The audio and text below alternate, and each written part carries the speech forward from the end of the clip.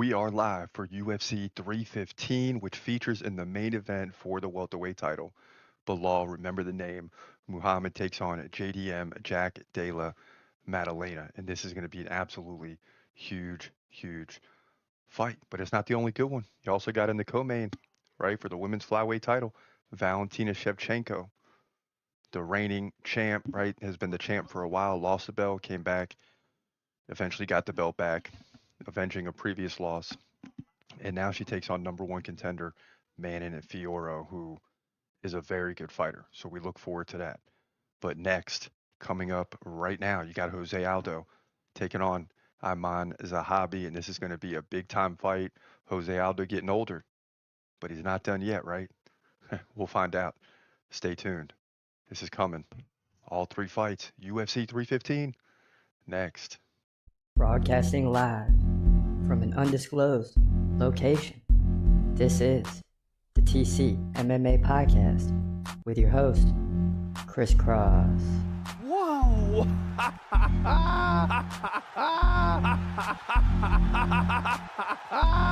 Dana White privilege. Let's go, baby! Let's go! Let's go! Let's go! Let's go, baby! Dana White privilege. Privilege.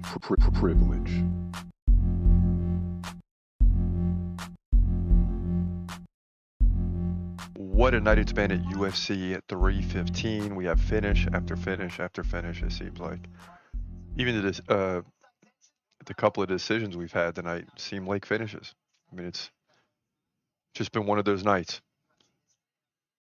Jose Aldo and Aiemann Zahabi in the octagon as we pick this thing up, heading into fight number 3. And the interesting thing about this fight is it turned into a featherweight fight because Jose Aldo was struggling to make weight. So they had to reset this fight at featherweight. So both guys obviously bigger than normal. Just something to keep an eye on here. Aiemann Zahabi, the home crowd favorite, of course, right? And it's been a strong night for Canada. I mean, just a great night for Canada.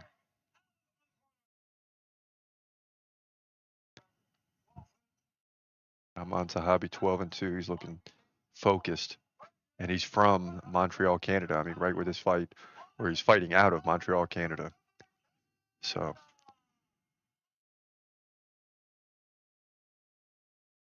And you see the look in these Canadians' faces, and they want to win. They want to win. But you're fighting a guy across the octagon, a legend, right? And Jose Aldo, 32-9. I mean, that's crazy.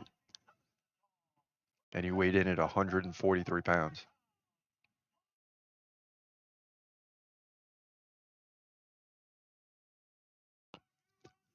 And this will be interesting. I mean, they're not true featherweights, right? I mean, that's like 160 get down to 145. But both guys still going to be much bigger than we're used to seeing them. Jose Aldo introduced, and it's fight time. So let's tune this thing up. Here we go. Jose Aldo, Aiemann Zahabi, featherweight fight. You heard that right, featherweight fight. We're here till this thing is over. Both guys right now staring each other down. And it's about to get real. Crowd fully behind Zahabi, being that he's Canadian. And he fights out of Montreal. So it took him just minutes to get to the arena, I'm sure.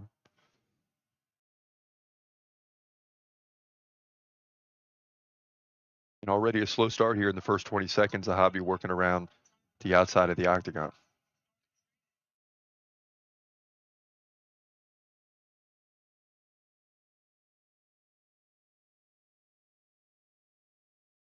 Aldo definitely looks bigger than normal.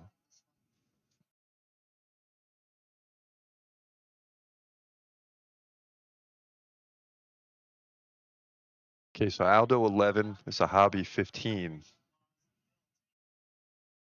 but that would be in bantamweight, right? Even though it's a featherweight fight, they're still putting those numbers up.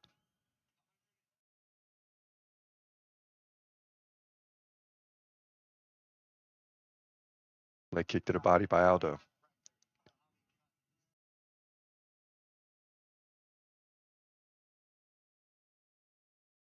And a lot of movement, not much action yet. And the crowd's not going to stand for this too long. Ooh, Aldo landing a knee, then a left-right combo. Probably in under 2 seconds. Oh, and Zahabi takes a big right. Now Zahabi's backing off. He takes another right. Yep, and Aldo definitely has more power, in my opinion. And he lands a left-right. Oh, boy.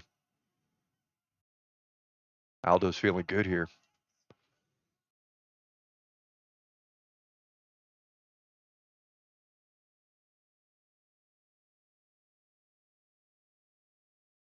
And Aldo staying centered, right? He's in the center of the octagon.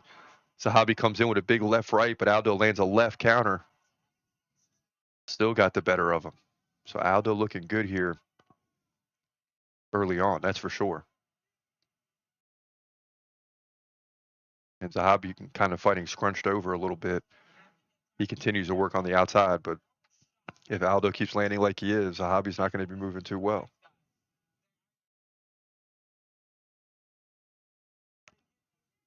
Crowd getting a little quiet now. Crowd's been loud all night. The crowd is getting quiet. And they'll start picking it up eventually because Zahabi's going to need some some backup here, some momentum of some kind.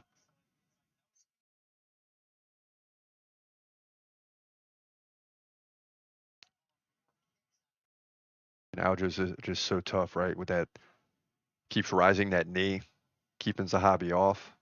Zahabi comes forward, he straight leg kick. Ooh, and a nice upper to the body by Aldo. He takes a leg kick and doesn't even phase him though. Aldo's so focused on these jabs and big right hands. Zahabi comes in, Aldo backs off.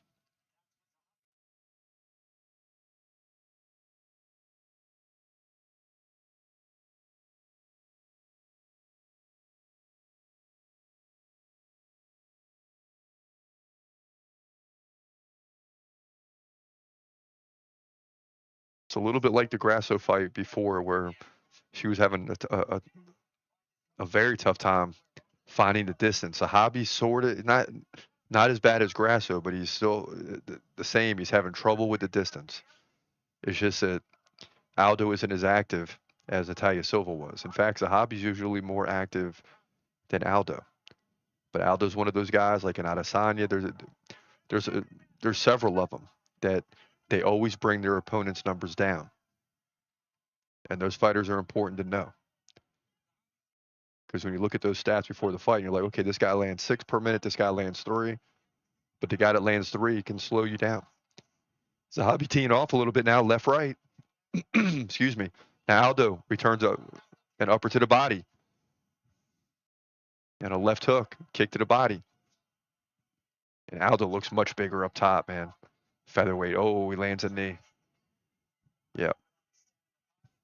And Aldo doubles him up 26-13 with 20 seconds left in the round. And Aldo just looking like he's got a little bit more power than Zahabi.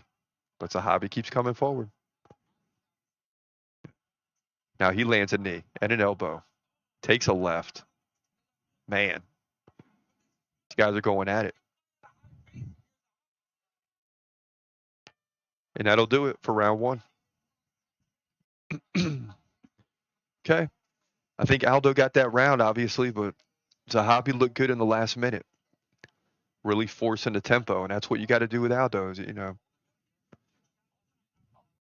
Aldo wants a slow-paced fight. He wants to slow you down. Bring your activity down. He doesn't want a high pace, 6 or 7 significant strikes per minute apiece. He wants it more to like 3 or 4. Okay, throwing 8 to 10. Zahabi needs to get that number up. Every 5 seconds, you got to throw something. Boy, and the body work from Aldo's ridiculous. Zahabi had some success, though, grabbing the back of the head of Aldo. Ended up landing a knee to the body at the end of it. But listen, here we go, round 2. UFC 315 in Montreal, Canada. The crowd has been loud, and I mean ridiculously loud, all night long. I mean, this crowd is going crazy tonight. There's another knee by Zahabi. He's had some success in the last minute of the first with that.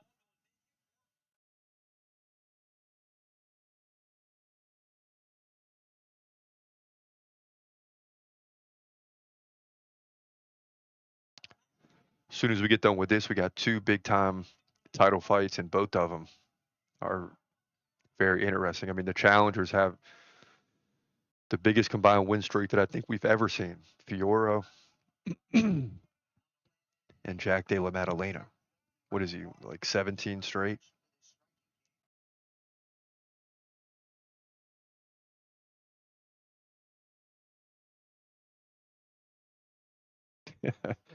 Someone said Old Testament Aldo is back. That's funny.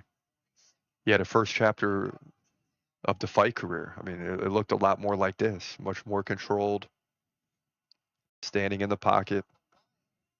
He wants you to come in, he'll counter effectively.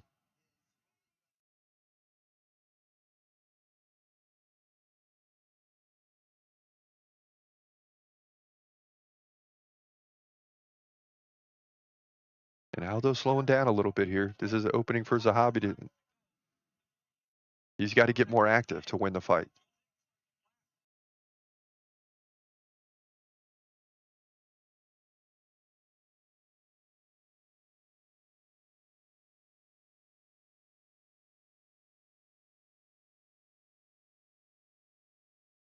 Aldo just his hips are amazing, so that gives him an advantage in the pocket because when they get in the pocket, he's just beam, beam, beam. Keeps his feet grounded.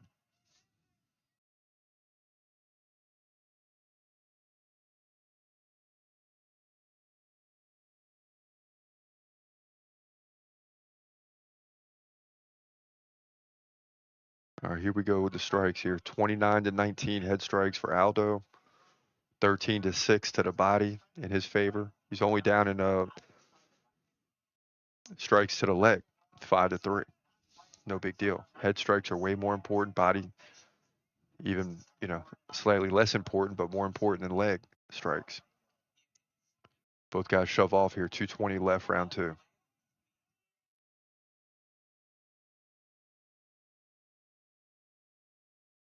And I'd like to see Zahabi finish stronger like he did in the first round. I mean, we got Aldo winning, but I'm just saying, for his sake.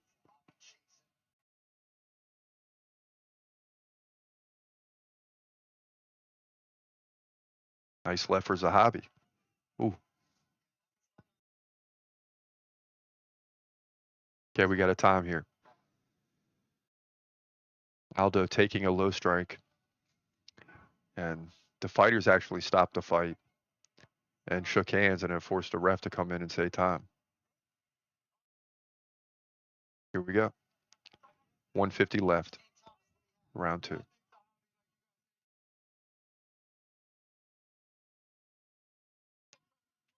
Aldo is fighting his fight right now. And Zahabi's got to start to do something. Problem is when you sit back, time's running. When you go in, you get hit. So what are you supposed to do, right? Grasso, same problem last fight.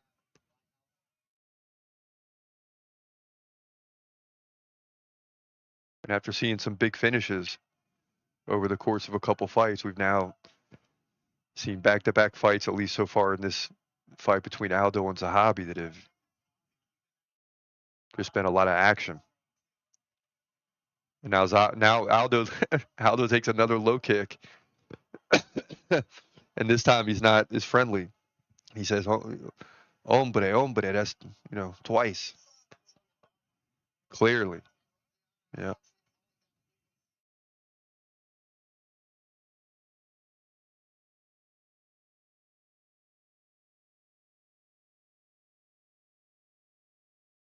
Now they hug it out once again, so a little respect there. Don't think he meant to do it on purpose, but, after 2 times, it's like, come on now. What's going on here? Keep them kicks up.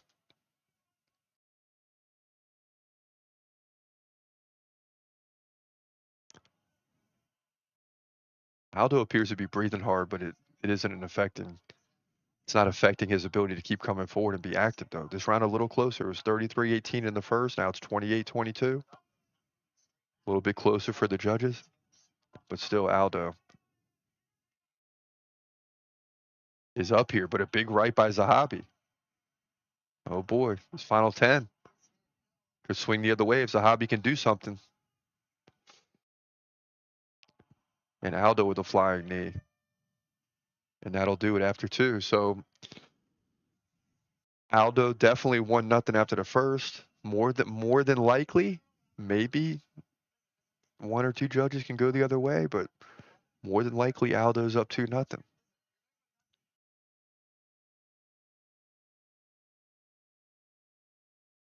If you're both guys, though, still a big round, right?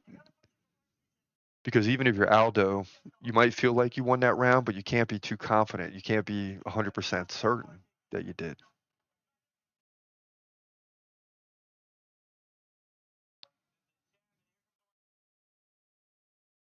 And I think it's human nature for a judge, like, okay, because unfortunately you're in the hard position to give a 10-9 one way or the other, even if it's extremely close. So you give one round clearly to this fighter. If it's close enough, you might naturally go to the other guy because you might be watching a fight and say, well, I don't think it's a 2-0 situation. I think it's somewhat more even after 2. So, but who knows? I'm not a judge, right? But at the same time, seems like human nature to be that way. Round 3 underway. Both guys had a long hug at the beginning. I mean, listen, how many times are you guys going to hug each other, man?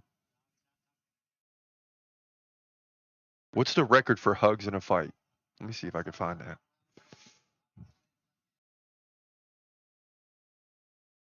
I mean, because these guys have hugged at least 3 times.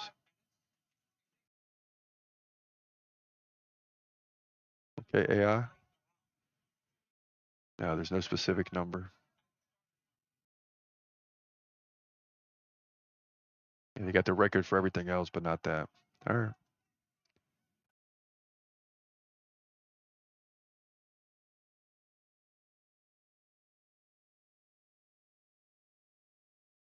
One minute gone, round 3.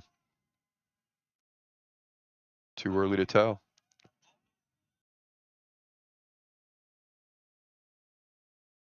Aldo's so good with those feints. Oh, Aldo, Aldo landed a head kick, but was he grounded? And now Zahabi's is running, more or less.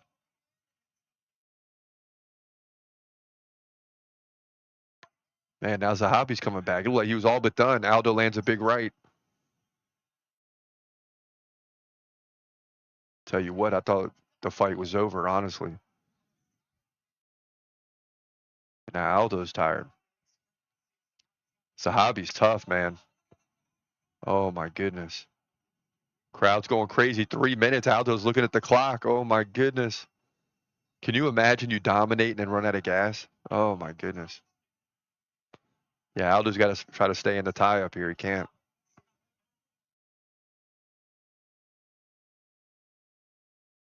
Unbelievable.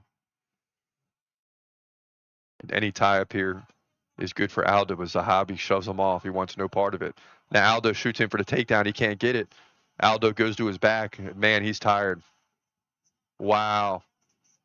This will be crazy. 2:20 left now.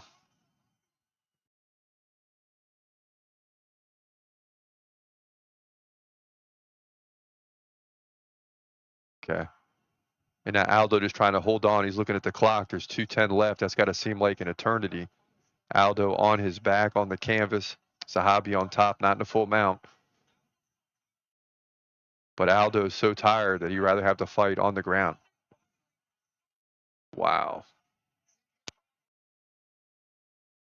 And boy, you don't get better when you're that tired and your opponent's on top.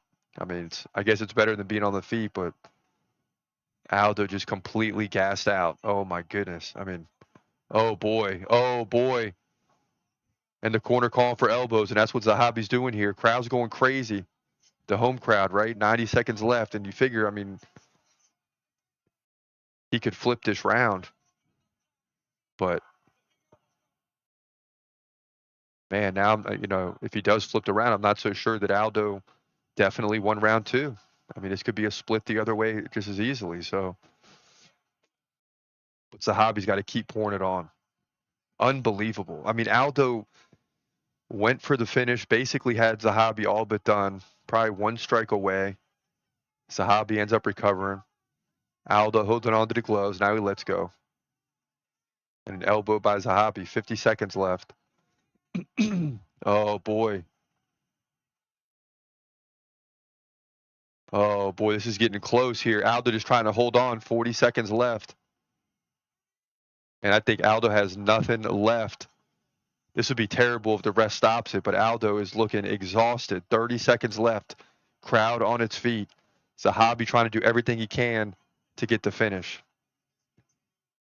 And I know the ref's looking at it, but he does not want to stop the fight on Aldo, right? 20 seconds left. Oh, my goodness. Oh, my goodness. Down to 15. And Aldo holding on for dear life. Wow. And Aldo's just holding on, bear hug style. And Zahabi can't push him off, but we'll see. This could be a draw, too. Unbelievable. Unbelievable.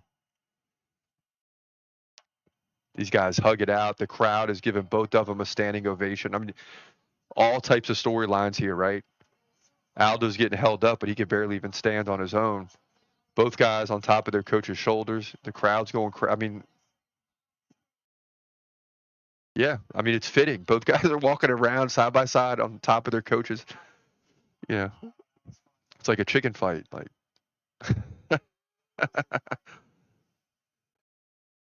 and there's the four tug. All right. All right. But I mean, Aldo basically dominating this fight for 2 rounds, then almost finishing it in the third, and then it totally flips the other way as Aldo just runs out of gas. Interesting decision coming here. Very interesting decision coming here. Gosh, that leg kick by Aldo. How did he not finish it right there? He slipped. Okay, he slips. And Zahabi. Wow.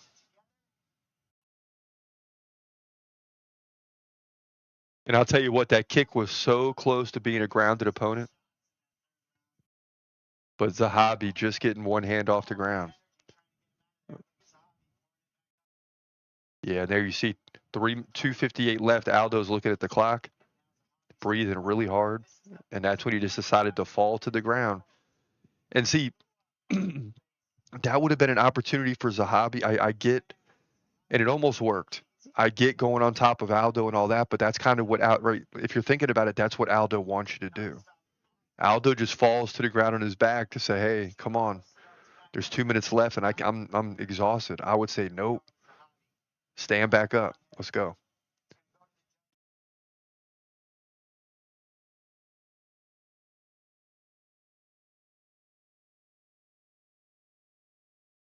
Yeah, I mean, what a fight. And here we go. Very, very interesting decision coming right now. Could be a draw. It's going to be some weird numbers. Oh, it's unanimous. 29-28. The early round saved it. Aiemann Zahabi gets the win. All the judges gave him round 2. I told you. Human nature is to go the other way if round 2's close, and Aldo cannot believe it. Aldo cannot believe it. And I really can't either, but I just had a feeling. That's human nature. That's why we were talking about it. So Jose Aldo falls. Aiemann Zahabi wins. The crowd loves it here. Featherweight division, UFC 315. Unbelievable. Unbelievable.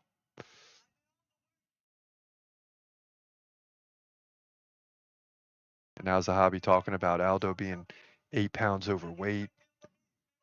And like he came in ready, still took the fight. Yeah, you got to give a lot of credit for that. So that's the way the fight turns out, man. That's the way it goes. We'll be right back after this quick break. Stay tuned, because next up we got 2 title fights. We'll be right back. First, let's get into a little Khamzat Chimaev. Darren Till will reunite with Khamzat Chimaev for DDP UFC title fight. So, in a chat with Bloody Elbow, he said, "This is Darren Till. He asked me to come over and help with the strike and stuff. So I said I would. If the stars align for that, I'd love to get over there, over for that. I spend loads of time in Dubai. My mate Brent is out there.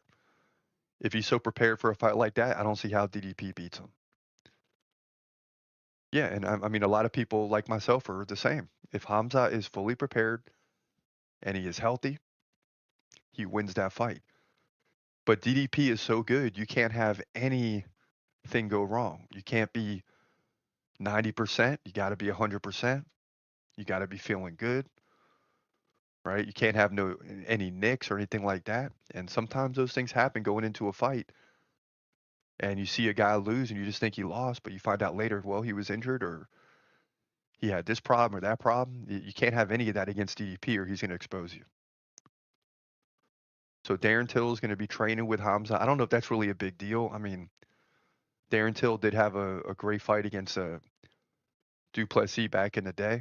So, I mean, it's never bad to have a solid training partner, but I just think the new team that Hamza is with is going to have him ready. He looked great against Robert Whittaker. There were several fights there that he didn't look great, right? Maybe he was overtraining. And this happens in sports, right? You overtrain. You train so hard that you don't allow yourself time to recover. And that's why he's getting sick and all those type of things. Cross your fingers. But we haven't had any problems since he's been with the new team. And hopefully it stays that way. So we're expecting news for Khamzat Chimaev and the title fight, sometime soon. And at this point, we're just waiting. You asked, and we delivered. The TCMMA merch shop is now live. Yes! And we got all different types of products, including hats, t-shirts, hoodies, and if you drink coffee, we got coffee mugs too. You better believe it. But what's trending right now is the new Brazil shirts. Don't invite Brazil to the party, because if you do, Brazil is going to win 9 times out of 10 and wreck the party, especially in MMA. That's for sure. These products will help grow the show. So if you support the show, get you a product, a t-shirt, a hat, a hoodie, or something along those lines. Manon Fiorot and Rose Namajunas now go into a decision. What a great fight. But I think Manon won this 2 rounds to 1. But great effort by Namajunas. We'll see. 30-27, 29-28, 29-28. Man. Good fight by Rose Namajunas. But Manon Fiorot, a.k.a. Manon Fiorot, is going to get the win here. She led 83-52 in total strikes, 76-52 in significant strikes. The head strikes is where it was at, 63-37, just outpacing Namajunas. Both fighters total 0 for 7 on takedowns, and this is the much anticipated fight people wanted to see. You thought Rose can go in there and get finished against a flyweight, but nonetheless, she hung in there, fought well. But Manon Fiorot gets the win to move to 11-1, women's flyweight division, UFC, Paris. Boy, spinning back kick does not work, and Shevchenko gives up the back. Is this it? Is she going to lose a belt on a mistake? Oh my gosh. Grasso's got the back, and Shevchenko's in trouble. She's holding on with everything. Oh my goodness. Oh my goodness. She's got to push that elbow off. Boy, Shevchenko's in a lot of trouble on a mistake. The longest. Oh, it's getting underneath. It's getting underneath. That's it. Wow. Unbelievable, bro. Alexa Grasso just stole the women's flyweight belt. And she's already in tears. This is crazy. Shevchenko on a mistake. And we got to see that replay. I think she went for a big punch, gave up the, completely spun around, gave up the back. Grasso jumped on the back immediately. And you watch the champ try to shake off the elbow, but it gets lower and lower and lower to the point where there was nothing Shevchenko could do, and I don't think she can believe it. Wow. And the crowd is enjoying this. I mean, this is why you watch this stuff, right? Alexa Grasso, the number 6 contender, just stole the belt from Shevchenko. One of the most dominant women's champions ever. If not the most dominant. Wow, this happened so fast. Yeah, it was the spinning back kick. Right when she went for the spinning back kick, Alexa Grasso was already going forward and just jumped on the back. Wow. Oh my gosh.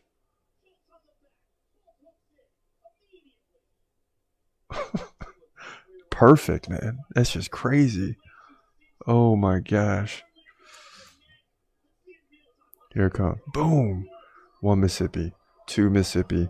3 Mississippi. Wow. From the time the kick was attempted, Grasso had taken the back, got the hooks in on the legs, and locked it in.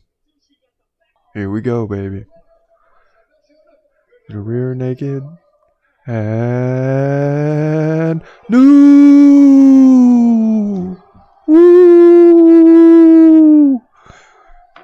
That's one of the most shocking victories ever. Alexa Grasso is the new women's flyweight champion from Mexico.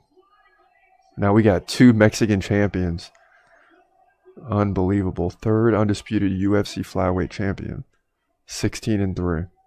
Listen, 16 minutes of control in 25 minutes. 8 of 12 on takedowns, 39-7 in head strikes, 44-18 in significant strikes, 197-124 in total strikes. She just absolutely took Alexa Grasso out of this fight.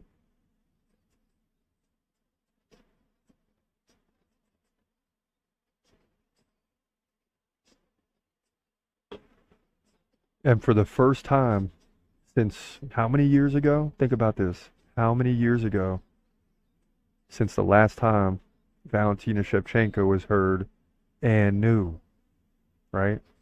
Think about it. How many years has it been since the last time she's heard?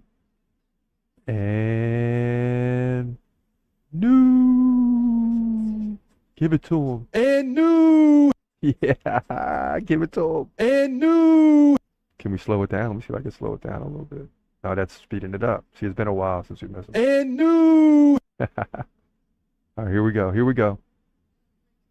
It's unanimous. It's unanimous. Let's go. And new. Let's go, baby. Yes, sir. I don't care what nobody says. This was a boring fight. She held her down. I don't care. I don't care. I love it. Yes, sir. Okay, Shevchenko, back on top. Back on top. So she gets the win. She's going to move, what is it, 24-4. New women's flyweight champion. She deserves it. Very excited that she's back on top after winning this co-main event, women's flyweight division. She's probably going to cry here at UFC 306. Now, the next one, this is an absolute banger, right, for the title. Got the legendary champ Valentina Shevchenko, who lost the belt, then got the belt back. Has looked good despite getting older. And, she's starting to get into battles now. And this is another potential battle that is brewing with Manon and Fiorot. And Shevchenko is someone I've always picked to win. But guess what? It's a new day. Anything is possible. That's why we do the predictions. You got to really think what happened last year or 6 months ago no longer applies to today. You got some new fighters coming up, but I still like Shevchenko, so we'll see. This is a tough prediction. Let's get into it right now. In the women's flyweight division for the women's flyweight division title here, UFC 315. Got a big one. Shevchenko, 24-4, takes on Manon Fiorot, the contender, who comes in at 12-1. Fiorot from France. She's 5'7", 2 inches taller than Shevchenko. She's 35, which seems to be the prime window for uh, really the prime, 35, 36 for the women. Shevchenko, 37. Shevchenko, 2-inch reach advantage. She fights left-handed. Fiorot fights right-handed. Fiorot doubles her up, 6.3 significant strikes per minute to 3.2. Fiorot can land like a takedown every 3 rounds. Shevchenko gets one every round. Shevchenko, 71% takedown defense. Fiorot, 93% takedown defense, which is why people believe she can win this fight. Shevchenko won the belt back from Alexa Grasso by decision, 8 takedowns to 1. So she got back to the game plan. That's where it's going to be interesting. In the previous fight, 4 takedowns to 1, but she lost by split decision and learned her lesson. Was relentless in the second fight. So that's where we stand with Shevchenko. Before that, everybody knows the history. She's for real. Long-time reigning champion before losing the belt and then getting it back. Fiorot beat Aaron Blanchfield. Dominated on the feet 172 to 130. So when you hear that, that's the key, right? Is that she can strike. Now, Rose Namajunas outstruck her, but she still won. It was 60 to 58. So kind of, two different situations there. And if you're Fiorot, you cannot let Shevchenko dictate the pace of the fight, or you're going to lose. And you have to defend the takedowns at all costs. If Shevchenko can control 2 rounds of this fight, she'll outstrike Fiorot on one of the other 3 and win the fight. But I'm mixed on this one. On the other end, I think Fiorot is going to stop the takedowns. But I'm not sure that she's going to outstrike Shevchenko. She might get caught in a back and forth. So I'm leaning towards Fiorot, even though it's very close, because I think, she has the capability to do it. Whether she will or not, we're going to find out. I know Shevchenko's slowing down, but she's still the dominant champ. And she actually just fell out of the top 20 of the dude list, so it's hard to go against her, but I think this is Fiorot's time. I think Fiorot's going to win the fight. Wow. Can't remember the last time I've gone against Shevchenko, but I like Fiorot here to get the win, to move to 13-1.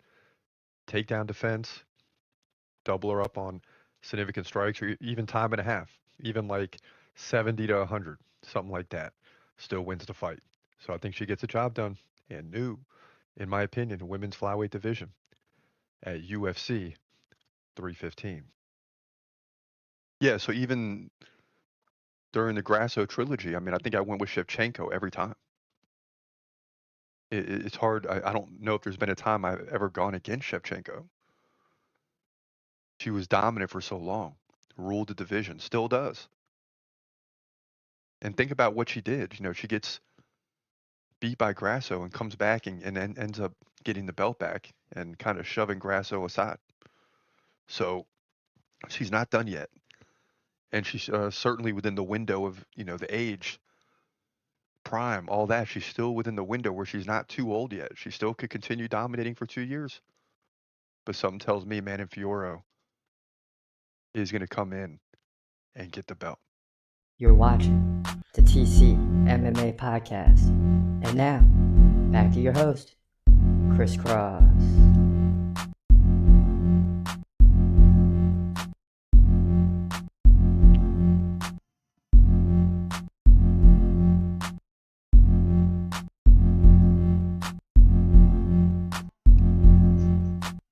Welcome back. This your boy Chris Cross checking back in, and it's time for the co-main event. Shevchenko making a walk right now. Things are getting serious.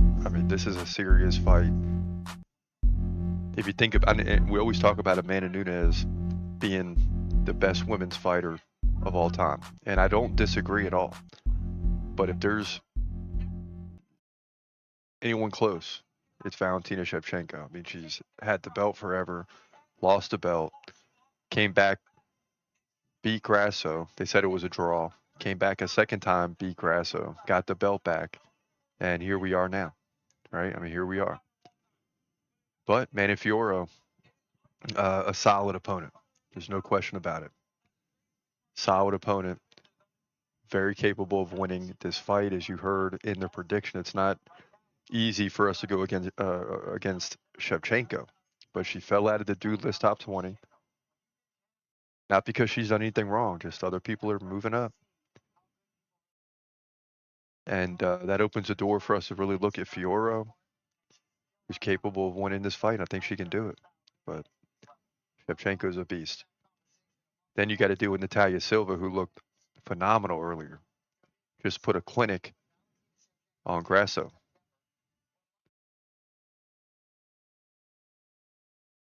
If Shevchenko wins this and she fights Natalia Silva, I think Shevchenko loses 2 of the first 3. But I'm very curious about Natalia Silva in the 4th and 5th. So that would be a very good fight.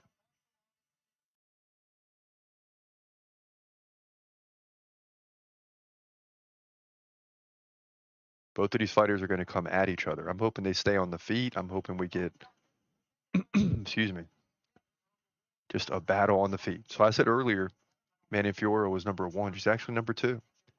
Grasso was number 1. If Fiorot loses this, how will they put her up against Silva? That will be interesting. And here's Bruce Buffer to get everyone revved up. And the crowd has had an incredible night of Canada fighters, really doing well, especially earlier in the night.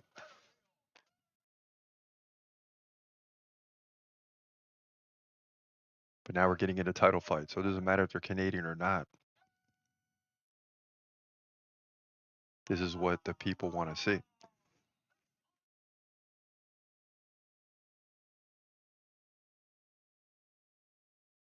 Now, Fiorot does have, what is it, I believe, 1 loss? 12-1, I believe. Who is that loss to?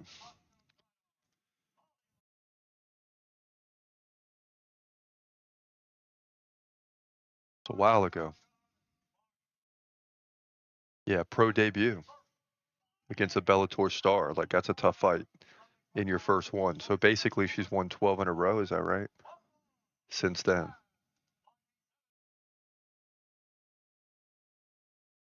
And it probably drives her, right? Every time you come to the octagon, you got to hear like 10-1, 11-1, 12-1. You always got to hear that 1 at the end. But you've won 12 straight. You might as well just throw away that first fight. It means nothing now. You're basically dealing with a up and coming undefeated fighter.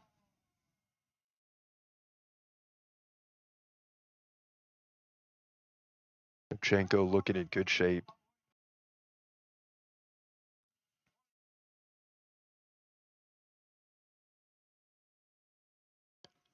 From Kyrgyzstan. And she is a slight underdog, but 3-0 as an underdog.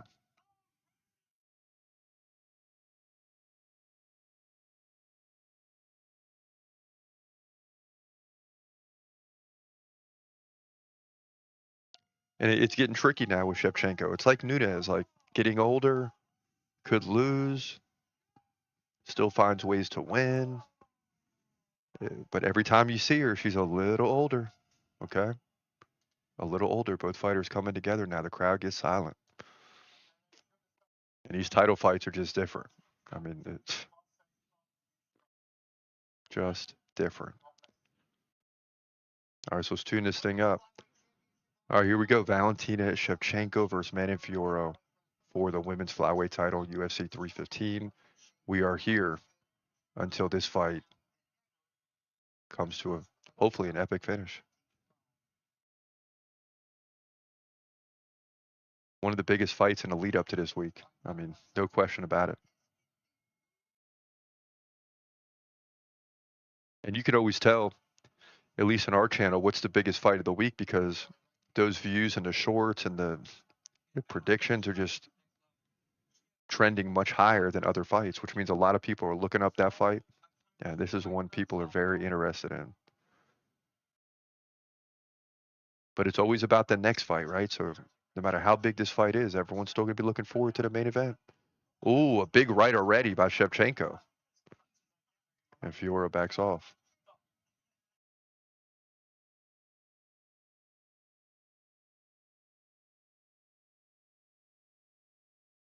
Well, and it's got to be something in your mind to stand across from Shevchenko. I mean, there's just an aura about her. You know what she's done in the past.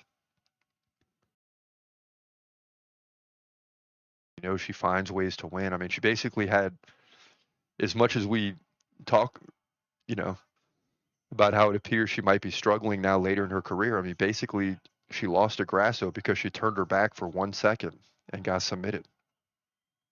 I mean, one mistake that happens, and then came back and beat her for 10 rounds.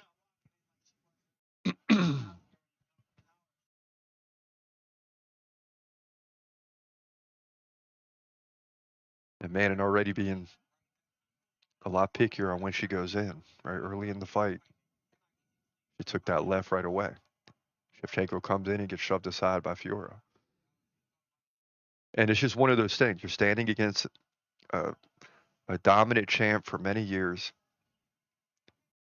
and you got to get to the point it's somewhere in the fight where you start to realize, like, okay, I can beat her, right? And that's not easy for anybody. Shevchenko looking very calm right now, landing some big strikes on Fiorot. Spinning back kick seen nicely by Fiorot as she just steps away from it. And she clearly saw that coming.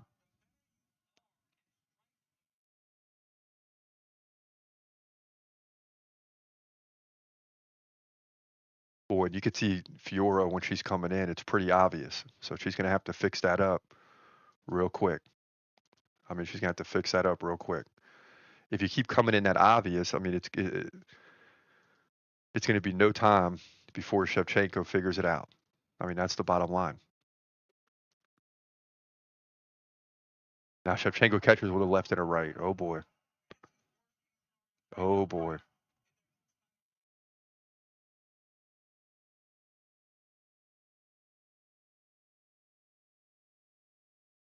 Yeah, and already you can see the difference on how they both look. I mean, Fiorot is we're gonna find out how tough she is, no doubt about it. Yep. And that was that double right. The first one landed. Now Shevchenko takes her down. She's gonna get on top. Trying to go to a full mount. Stalemate kind of right now.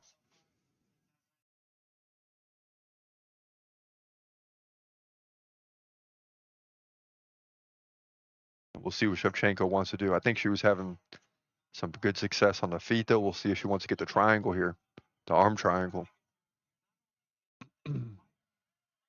Now she goes to side mount.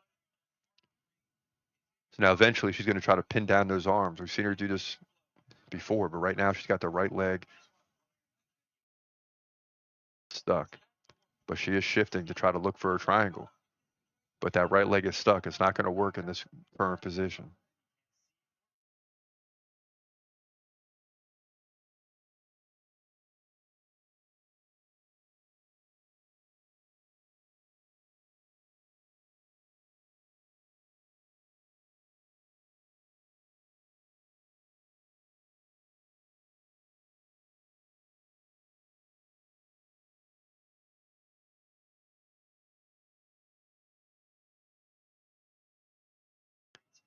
We're down to 20 now. Fiorot still on her back, defending well.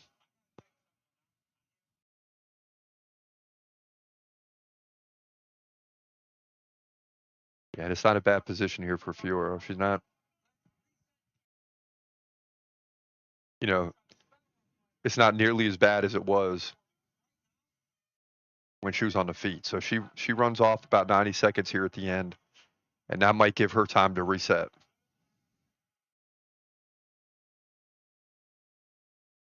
Because on the feet, it was not going well.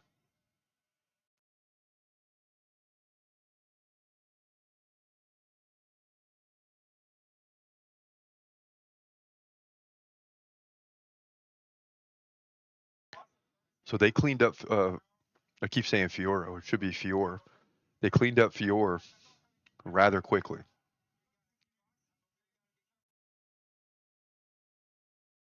Shevchenko's corner saying you got to be careful with the kicks. I haven't seen anything like that yet, but they know what they're seeing.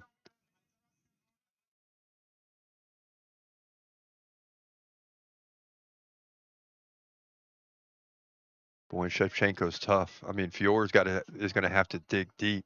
I mean, dig deep. And we've seen Fior look so tough at other fights. It's just it's amazing. You get in there with Shevchenko, and it's like it's clearly not that easy.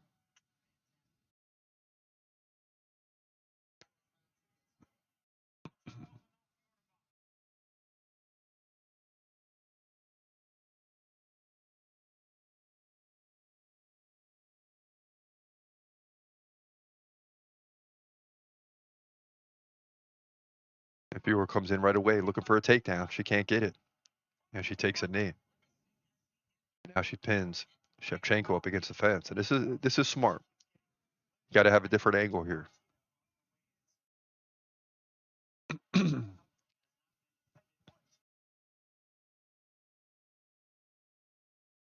Now they separate.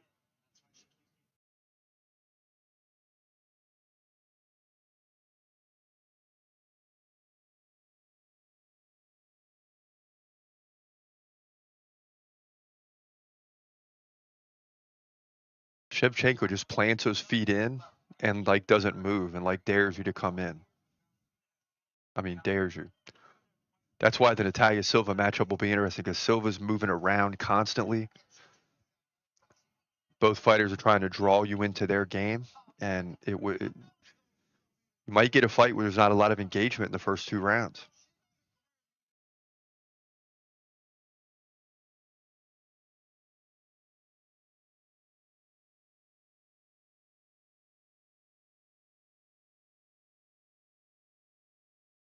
Shevchenko lands a nice right jab.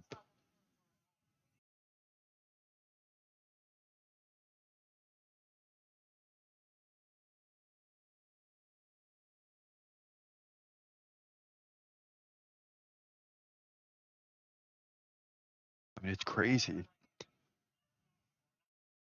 Shevchenko's just inviting her in. I mean, literally not moving. Now throws her on the ground. Oh, and Fior flips her over. Nice. But Shevchenko's just planting her feet, and she is not moving.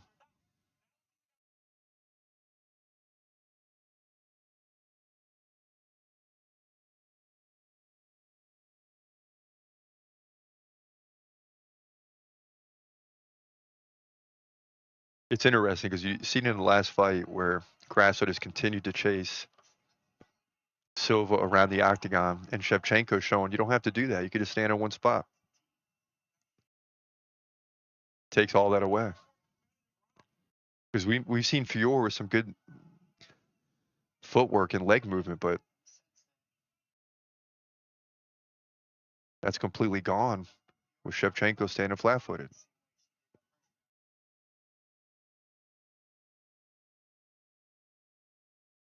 And Fior connecting a little bit, looking for the takedown. She's got to find a way to flip this fight. And she's trying to see what'll work. Shevchenko with her back against the fence. A takedown here would be huge. She's got the back now. Excuse me.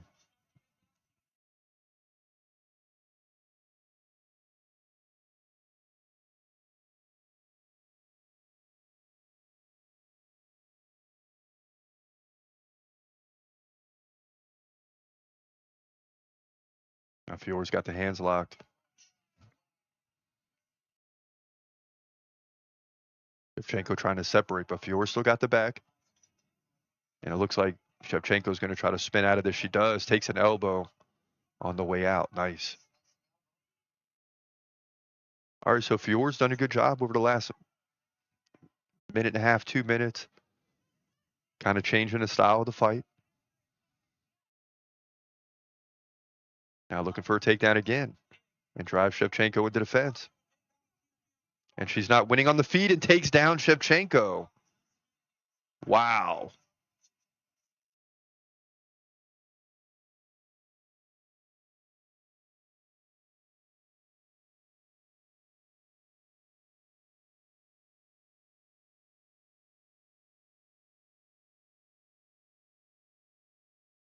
An unbelievable battle here after it just looked like it was going to be an easy night for Shevchenko. Now all of a sudden Fior's on top.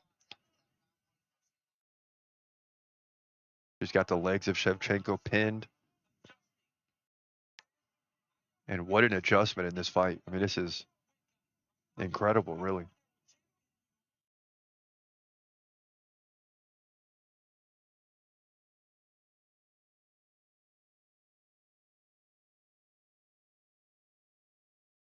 And boy, that was a see. This is the rule I got to hear. So we see a knee here.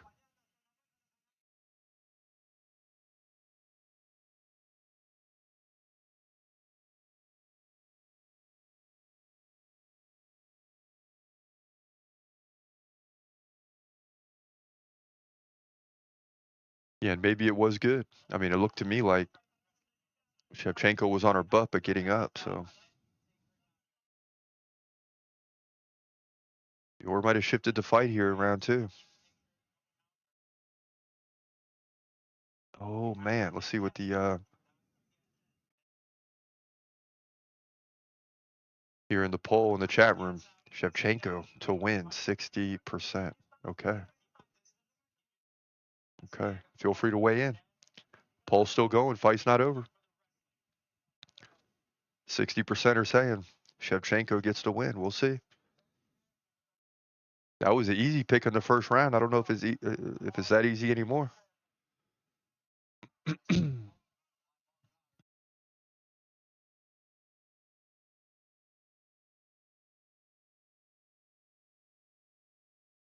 here we go. Both fighters to the center.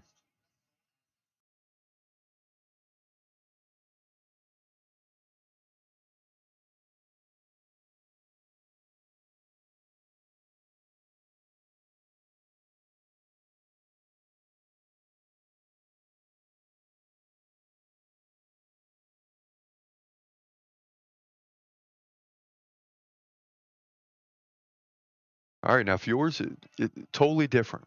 So Shevchenko's got her feet planted and not moving forward, like literally not moving forward or backwards.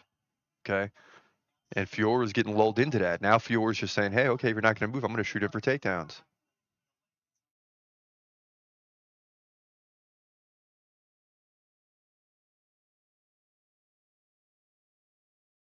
And I still think Shevchenko's got the advantage in this fight right now, but Fior definitely changing things up, making the rounds a lot closer, taking the striking away from Shevchenko, and another level change coming any minute now.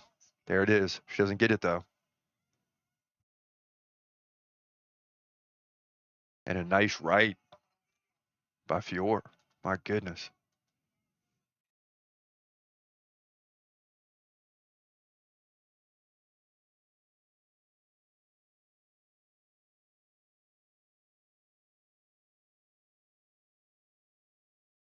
Yeah, Shevchenko goes on the run. 3:20 left, round 3.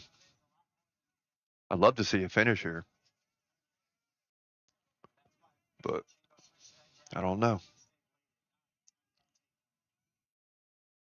Shevchenko shoots in. She can't get it.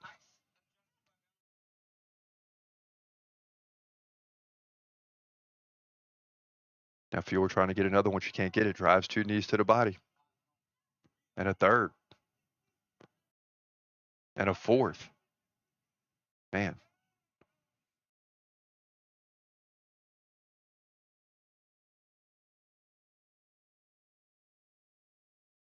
And now it's kind of Shevchenko that's got to adjust, right?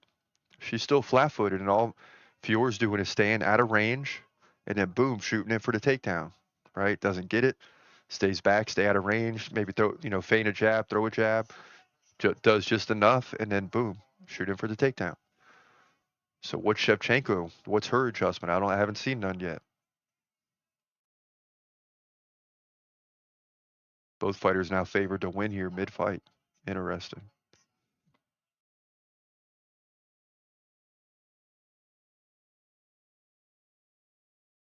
Very close.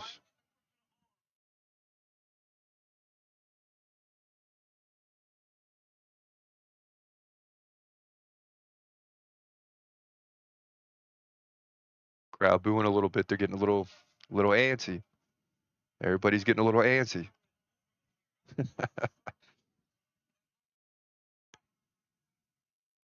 And if I'm Fior, I don't care. Y'all can get antsy all you want. Like, the fight looks a lot closer in the way that she's approaching this now than it did in the first round.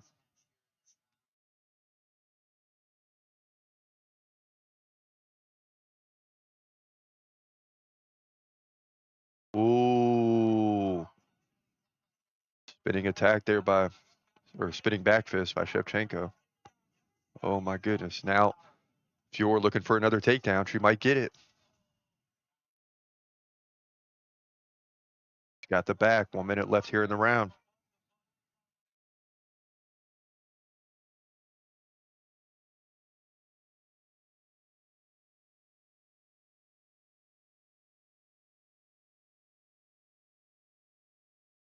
And if I'm the crowd, I'm not getting antsy. I'm recognizing what Fior has done in a fight that looks like it was going to be easy for Shevchenko. And now it kind of can go either way. I'd be excited. Like, we might be seeing a new champ. Let her do her thing.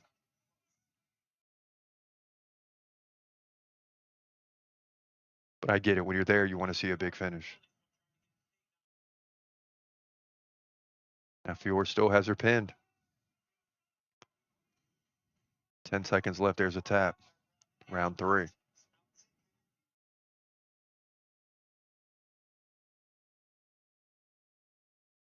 And all of a sudden, we're into the championship rounds. And I don't know. Somebody's up 2-1. Somebody is up 2-1.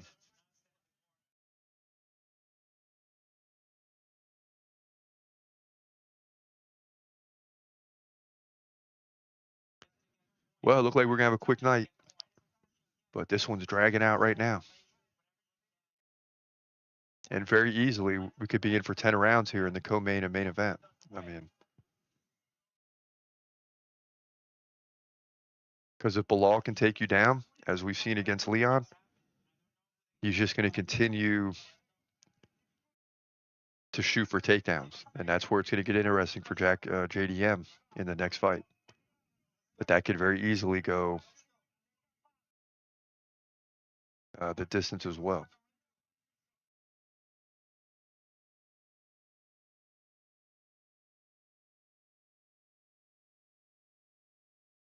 Crowd quiet right now. Round 4. Getting ready to kick off. Didn't get to hear much instructions in a corner.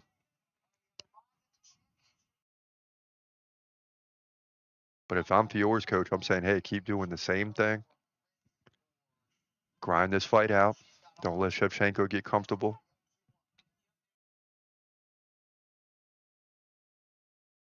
Because Shevchenko is going to get frustrated eventually, right? Because Fior is going for the rounds right now, and all of a sudden, Fior is a huge favorite. So people are seeing this like me, like Fior might be up 2-1. Spinning back kick there by Shevchenko. Not big time, but enough to land.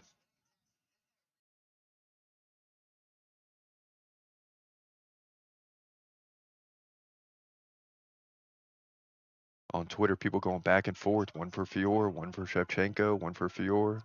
Back the other way. 29-28, one way or the other. This would probably be a split decision right now if it was a 3-round fight. Ooh. Shevchenko comes in high. She almost gives up the takedown. Fior backs her up.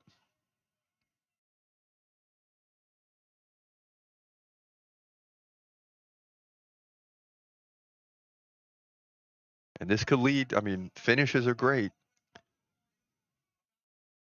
And I want a point system. I've discussed this many times, but one of the most dramatic moments could be approaching if this does go to a decision, and that's no one knows who's going to win until Bruce Buffer says and new or and still.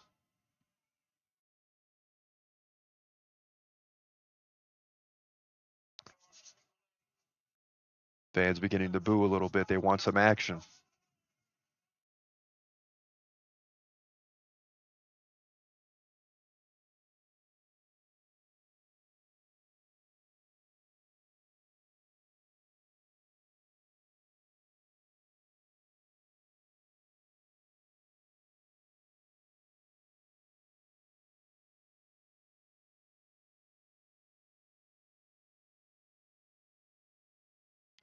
And a nice knee there by Fiorot.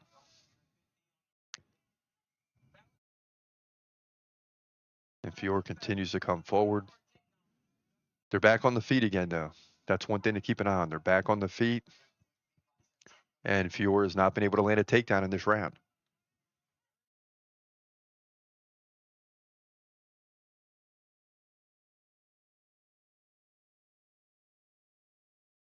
Oh, Fiorot squatted right down and do a kick. That wasn't good. But now all of a sudden, Fiorot,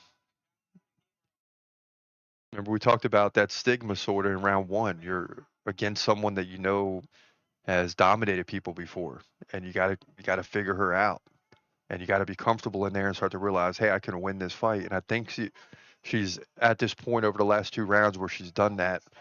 Now she's got to go get it. 135 left in round 4.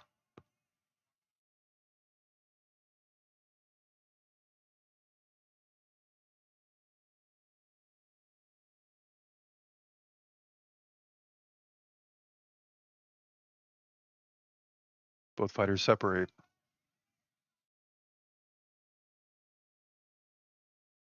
Back to the center.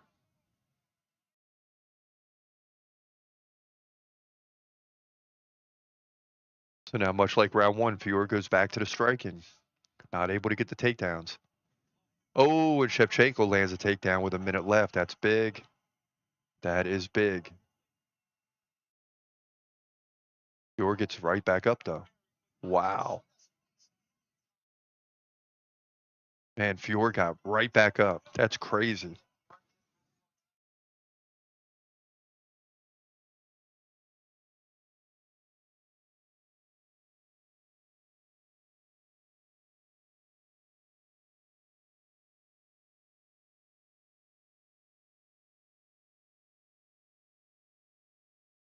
Ooh.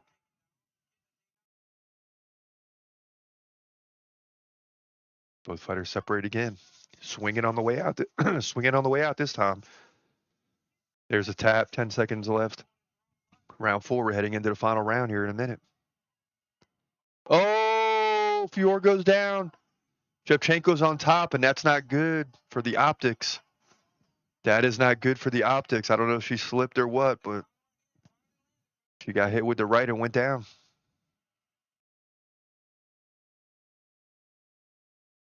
Not good optically there. That might be 2-2 now. Here it is. Leans in for the leg kick, gets blocked, takes it. Yep. Yeah, she might have just lost her balance, but it don't look good.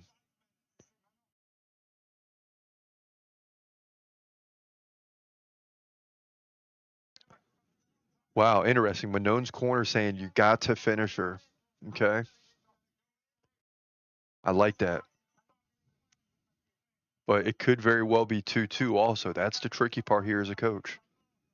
You say go, you need to finish, and your fighter starts to believe they can't get to finish. Will some panic set in? Okay. I don't know if that's the best plan, but I'm not against it either. I mean, if you want to get the belt, go out there and finish the champ. 5th round.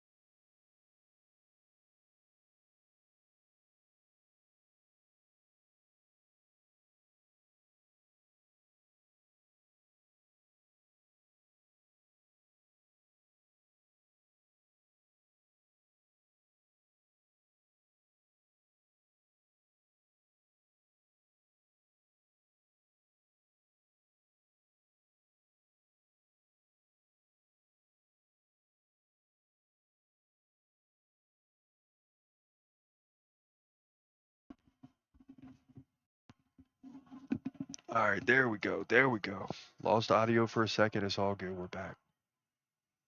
Thankfully, there was no finish during that time. Thankfully. 3:30 left in the fight. Now Fior looks like see, and this is a tricky part with the corner is now Fior is looking like she wants to strike, which hasn't gone well for her tonight. If it's 2-2 and all you got to do is win when you don't know, it's very tricky. And because you don't know, you got to go for a finish.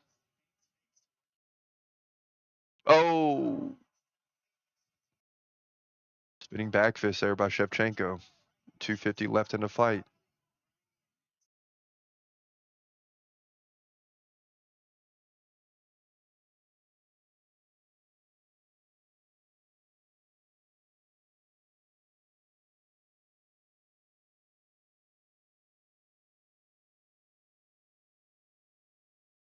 Yeah, and if this does go the distance, it's going to be highly interesting.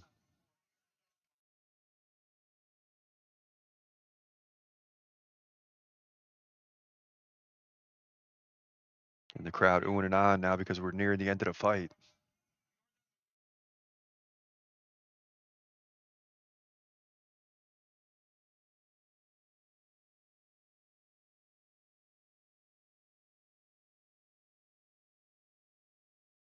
Shevchenko trying to hold here, a lot like Aldo did. Not quite the same, but a little bit like Aldo did in the last fight, just trying to get it to the finish at this point. Under 2 minutes left in the fight. We're in round 5.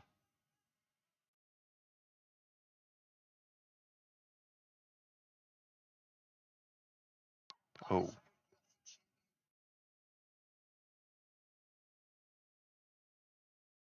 a nice combo there by Fior.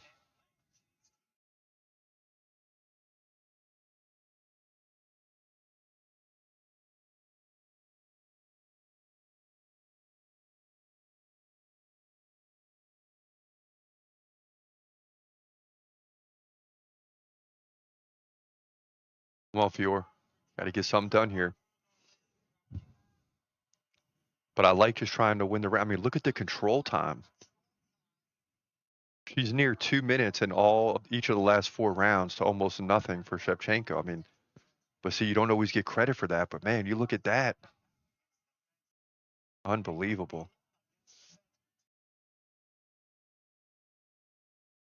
I mean, you're talking 2 minutes of control time each round. But you got to win 3 of those 4 to get the belt. So that's the tough part.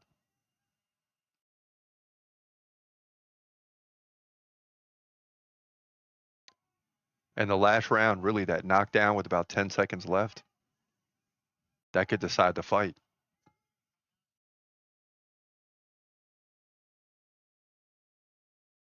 Here we go, final 15. Spinning back fist by Shevchenko. Will she finish strong again like she did in the 4th? Sometimes in a close round, the end is important. Final 5 seconds. Both ladies holding on right now. After some striking from 20 to 10, we don't get very much in the final 10. Shevchenko's got her hands up. She's smiling. She believes she won. Fior's got her hand up. She believes she won. Oh my goodness.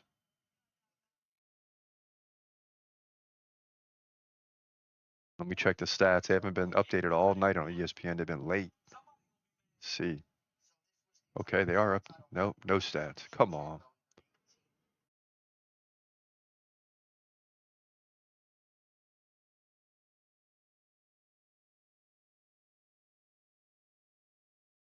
So what we do know is about 8 minutes of control time for Fior over the last 4 rounds. The striking was much closer in the final 4 rounds too. But Fior has to win 3 of those 4 on 2 judges' scorecards. That's going to be tough. That's going to be the tough part.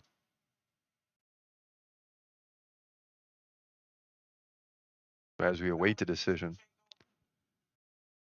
right now getting to look at some of the replays here, just a good back and forth. But the 8 minutes of control time, I think, was huge for Fior. Even if she doesn't get the win, it just shows that this fight was close. I mean, Fior's if Fiorot doesn't get the win, she's that close. I mean,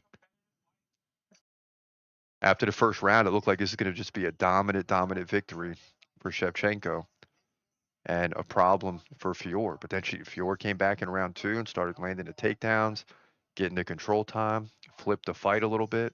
But we'll see if it's enough to win. Most exciting moment in the UFC is coming right now. And here we go. Here we go. Oh, boy. 48-47, all three. Shevchenko. And still Shevchenko, 48-47.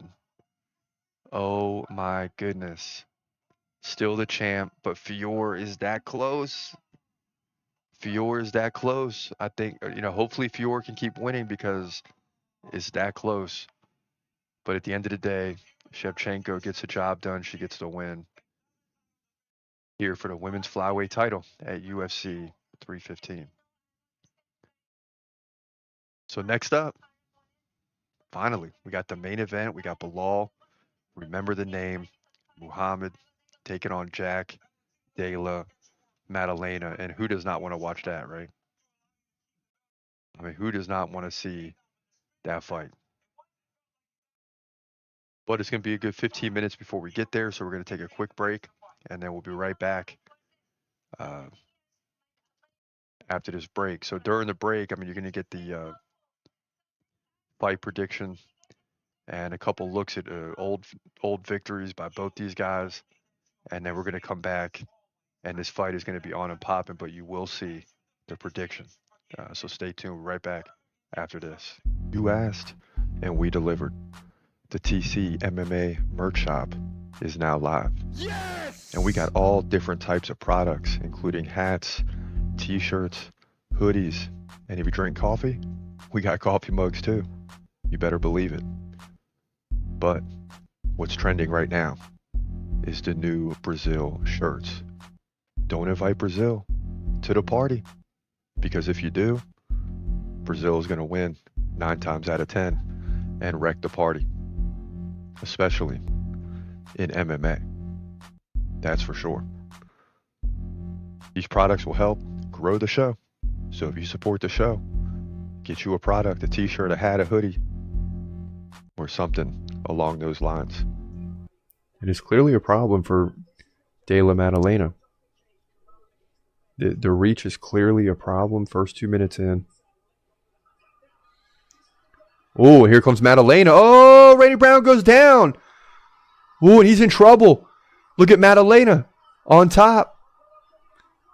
Boy, Maddalena's really going for it here. Oh, wow. He's got the back. Randy Brown's in trouble and he taps. Let's go. Let's go, baby. Wow. Wow. And Randy Brown can't believe it. It just took one shot. And then the rest was just a bunch more in 15 seconds. Nothing too crazy, but the fight had to be stopped and Randy Brown went down. And Randy Brown can't believe it. And you've seen that in Maddalena's other fights. But could he break through the reach? And yeah, the answer is yes, he did. He broke through the reach. And we'll see the replay. Okay, so Randy Brown ducks to right, stands up, takes another right, and that's when he goes down. And now he covers up immediately, and Randy Brown's in trouble there. And then Maddalena just continues to pound away, and then eventually gets the submission finish. Gets a tap from Randy Brown. So despite the pressure, Maddalena comes through and gets the win here. Incredible. I mean, absolutely incredible. And now we got 2 huge fights coming up. Make no mistake about it. But here, Maddalena gets the win. The crowd's pumped here at UFC 280. Nice. Burns rolls out of it. Takes a knee, though. Oh!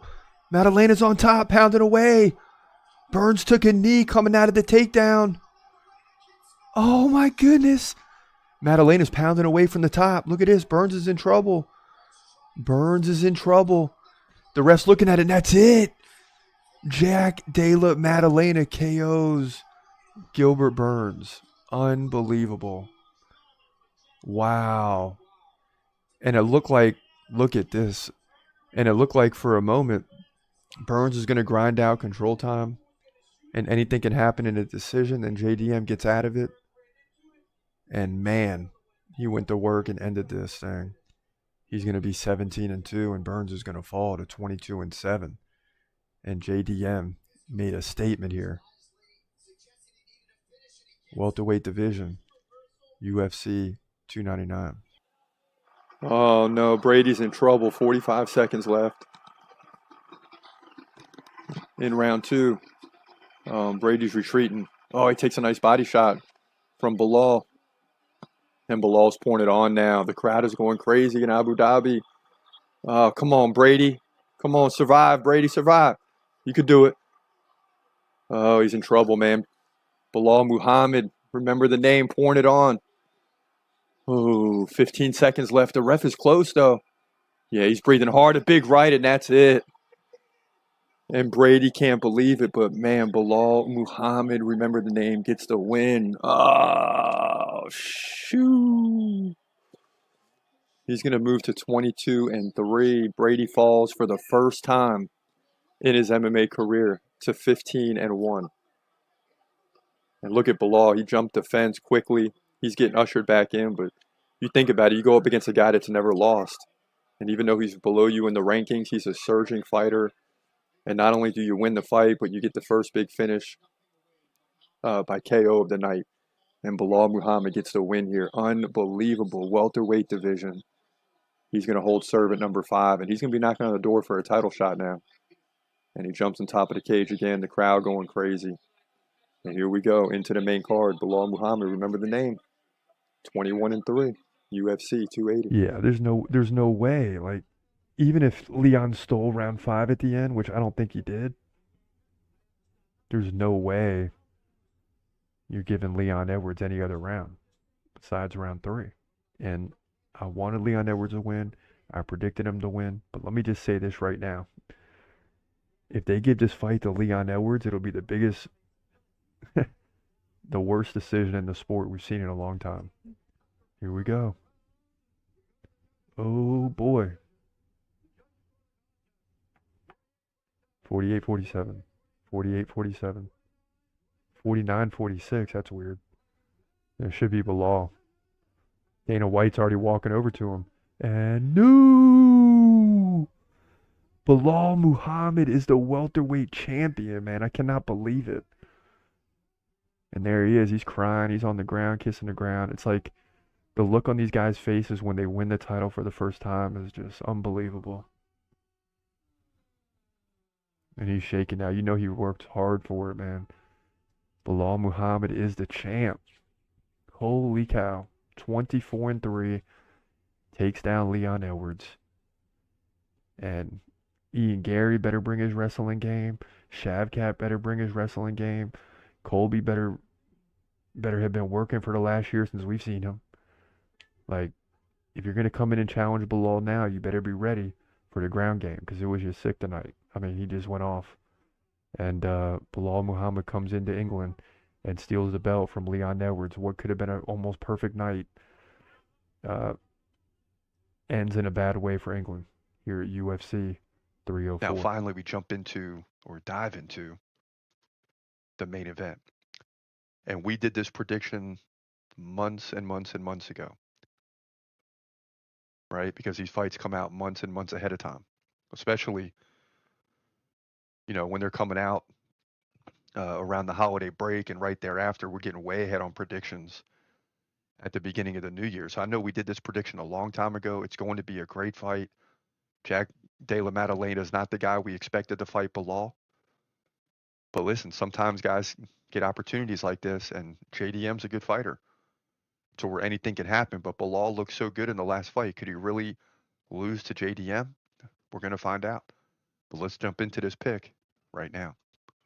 In the welterweight division for the welterweight division title at UFC 315, you're seeing this right. Belal Muhammad versus JDM, Jack Della Maddalena. And this has fans up in arms because Shavkat is not in the mix. But hold on for a minute because Muhammad is the champ. He's 24-3 from Palestine. Jack Della Maddalena from Australia. He's 17-2. So he's no slouch. Both guys 5'11.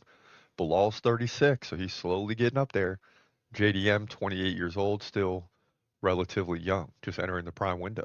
So he's still got a long way to go in terms of hitting his prime, his peak performance. JDM's got a 1-inch reach advantage, 73-72. He's a switch stance fighter. Belal stands right-handed. JDM 6.7 significant strikes per minute to 4.4 for Belal. The takedown game is all Belal Muhammad and looked way better since joining with Team Khabib, right? In terms of training, that takedown game is even more of a problem than it ever has been before. Belal Muhammad, aka remember the name, 89% takedown defense, beat Leon Edwards with those 9 takedowns. I mean, that's crazy to win the belt.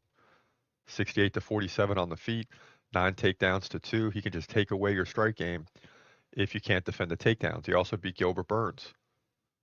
No takedowns either way, 132-81 in significant strikes. But then you see all of a sudden he gets with Team Khabib and he's landed 9 takedowns. He beat Sean Brady, Vicente Luque, Stephen Thompson, Damian Maia. This is a guy, much like Charles Oliveira a few years ago, who hit his stride, right? You may look at the previous record and say, well, you know, he couldn't beat Leon the first time, had the no contest, lost to Jeff Neal, lost to Vicente Luque the first time, lost to Alan Jouban at the very beginning. But then he hit his stride, took the belt, riding a 6-fight win streak. JDM, 70% takedown defense, and boy, he's going to need all of that. KO'd Gilbert Burns in the 3rd round, despite Burns having 7 takedowns. So more on that in a second, because that's an important stat. JDM lost to Kevin Holland, or beat Kevin Holland by split decision, but trailed by 22 significant strikes in that fight. That's pretty wild. Beat Basil Hafez by split decision. Randy Brown submission. Danny Roberts he KO'd. And this guy hasn't lost in the UFC yet, winning 8 straight. But hold on a minute. JDM's going to be around for a while. And if you're sometimes guys like this capture the title because there's an opening. There's a window here. And you're talking about, you got Ian Gary in the mix, Shavkat Rakhmonov. These guys seemingly are going to be the future champs, right? If Shavkat gets the title, maybe JDM never wins it, but now the gates have opened. You get this opportunity on a silver platter. And this is a time when a guy like JDM has got to capture the title, but I don't think it's going to happen. As much as I like Jack Della Maddalena and would like to see him win, Belal Muhammad, since joining Team Khabib, is a whole different person. He's going to take those significant strikes from JDM and just wipe them out with control time and the takedown game. And we've discussed this before. It's much like a football team running out the 4th quarter, just running the ball. You got the lead. We're just going to run the ball, not give it back to you, and chew up this clock. And that's kind of the way Belal Muhammad looks right now. And, it might drive you crazy because there's not a lot of action. And he's got the head on the hip and he's taking you down and he's riding you and he's, position over submission and all that stuff. But it works if you can't stop it. And I don't think JDM can, because you go back to that Gilbert Burns fight and he gave up 7 takedowns. Yeah, he still won. But Belal's a different animal. And those skills are going to be a problem for JDM. I'm really interested in seeing how this plays out, but I got to lean towards Belal Muhammad to get the victory, both in the strike game, which he'll equalize, but really with the control time. We're looking at over 10 to 15 minutes of control time, 9 to 10 takedowns if necessary to win this fight. That's the bottom line. It's not going to be easy, but he's going to make it look easy on his way to getting the win here, retaining the belt, probably by decision, and moving to 25-3. And then we'll see Shavkat hopefully after that. But that all remains to be seen. We got to get to this fight first. Belal wins. Again, to move to 25-3 here, welterweight division, main event at UFC 315. Yeah, so it's just hard to see Belal losing his fight. I mean, again, with Team Khabib, this guy has looked incredible. There's no reason to believe he's going to lose his fight. Now, JDM is solid. The guy is solid. Does he deserve a title fight? I don't know, but he's getting it. And a guy like that's got to be saying to himself, I got to take, I got to take advantage of this opportunity. I might never get it again. Because if you haven't noticed, this division is loaded. I mean, guys coming up like Shavkat Rakhmonov, Ian Machado Gary. I mean, the welterweight division is quickly consolidating at the top. The question is, how long can Belal hold on? And the way he looked in the last fight against Leon, he might be able to hold on for a while. I mean, some of these guys are really good, but Belal was on a different level. But there's guys coming for him. And Jack Della Maddalena is just the first one.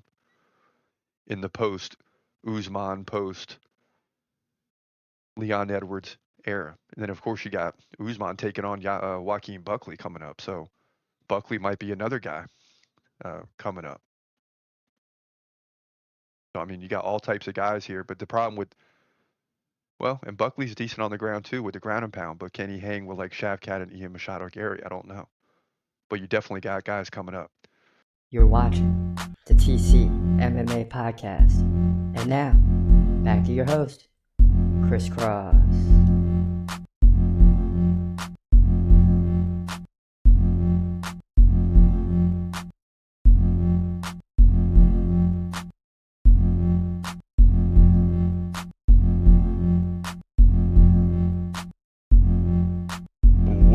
Welcome back. This your boy Chris Cross, TC MMA podcast. Still live, almost 1 a.m. Belal Muhammad making his way to the octagon, a guy who has looked much different since working with Khabib. The takedown game is relentless and ridiculous at the same time.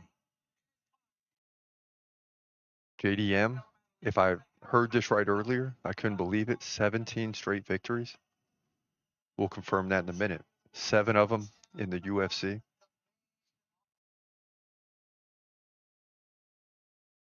But Belal, again, looking like a different guy.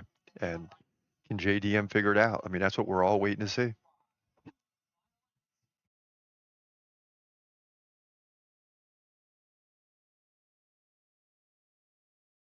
And not necessarily because of this fight, but this has been the best 48 hours in the history of our channel, right? In 5 years. So this card has been unbelievable. Of course, a part of it is we're getting better at what we do, but you also need a big night too to make things happen. And UFC 315 has been the biggest night in the history of the channel. So we're happy for that. And we're happy to get to the final event of the evening. And the welterweight title's on the line. Now, going back to Shevchenko and Fiorot, the belt stayed with Shevchenko. So we were wrong on that. And we've gone from 6-3 to 6-5 on the night since we've been live on the show. This is a big one too for us because we're 7-8 on the season. Not proud of it, but a win here would get us back to 8-8 and salvage a 7-5 night. And it's not great, but we take it. I mean, it really comes down to this. If we lose this, we're 6-6 on back-to-back weeks after going 13-1 and having that huge week not too long ago.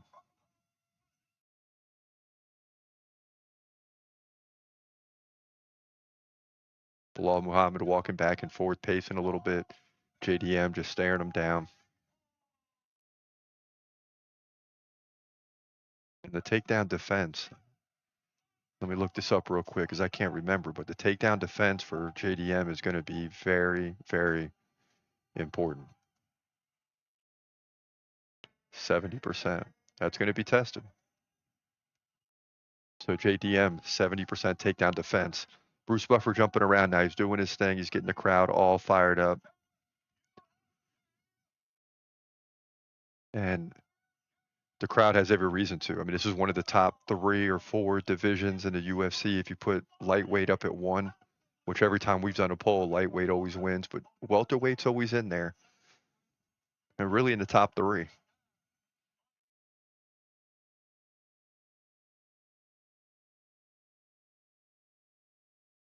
And it just, I mean, doesn't get any easier with.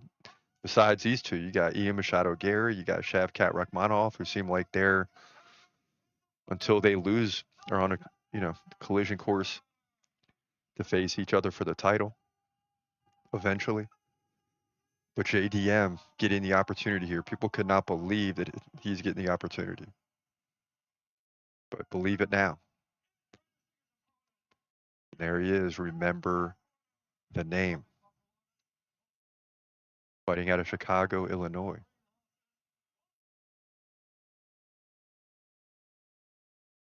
And the guy just looks solid. I mean, he looks absolutely solid.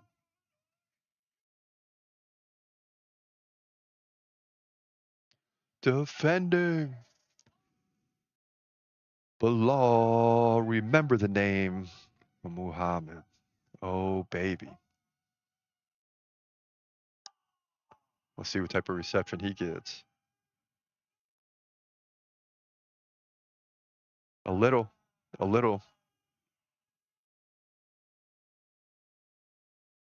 we'll see. Both fighters coming together. Tense moments here.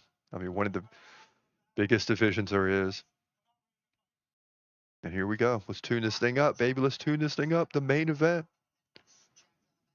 Here we go. Main event. UFC 315. Belal. Remember the name. Muhammad versus JDM. Jack Della. Maddalena. And hopefully we get something big here. And we've had a few decisions now. It's kind of slowed the night down after a crazy start. So let's see what's going to happen.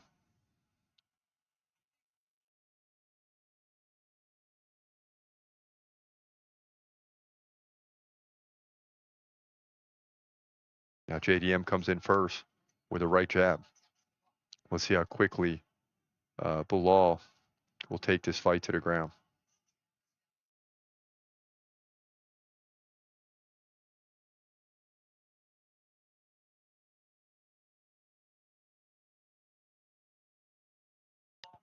A nice leg kick by Maddalena. Maddalena will love to keep this fight standing. No doubt about it. Belal lands a leg kick. Don't get it twisted. I mean, Belal can strike too. But after what he did against Leon, with the massive amount of control time, that's his best opportunity. Couple of feints here by Belal.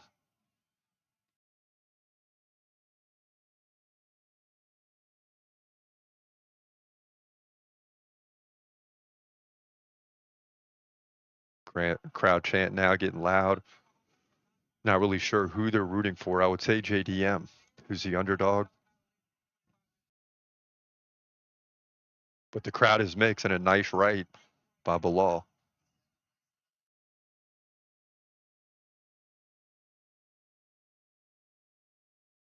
And if Jack wins, there's going to be no shortage of opponents calling him out. You better believe it.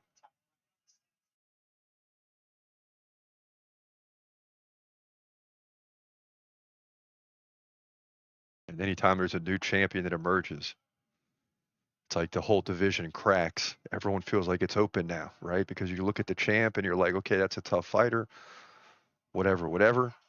And then the challenger wins and it kind of breaks the division. It fractures it. I'll tell you what, Bilal's not looking nearly as good right now as he did against Leon. I mean, Bilal's got to go in for the takedowns now. That's what really allowed him to dominate Leon Edwards. And no attempt yet by Belal.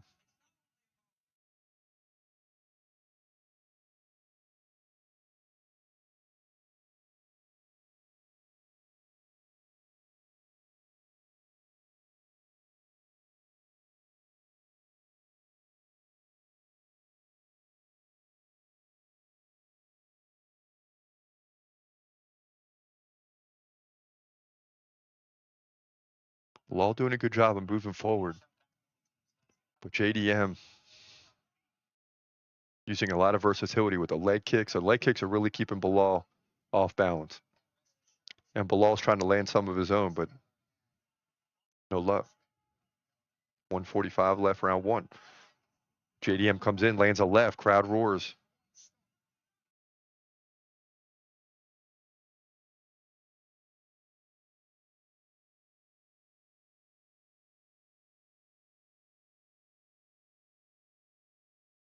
And eventually Bilal's got to shoot, and here it is. Here, now it's going to get interesting. Okay, now Belal shoots. He has to let go, lands a right and left on the way out. And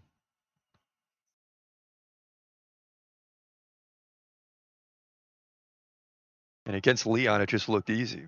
And maybe it was just Leon. I mean, Belal just looked invincible in that fight. Just the ability to just go in for takedowns, keep the fight against the fence and on the ground, take Leon Edwards completely out of his fight.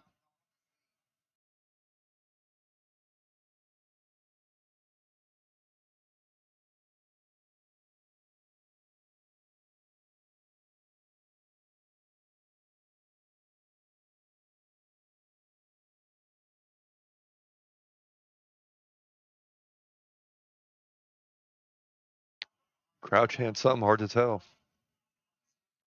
Looks like JDM's doing a better job of striking right now. JDM catches a leg kick, lands an upper, and now both guys in close quarters. Wow.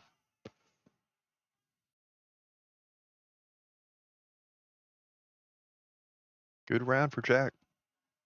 Good round for Jack. And that'll do it. That's the bell. The horn, I should say. Wow. Belal breathing a little hard. This is not what I remember in a Leon fight. Let's see what they're saying in the corner.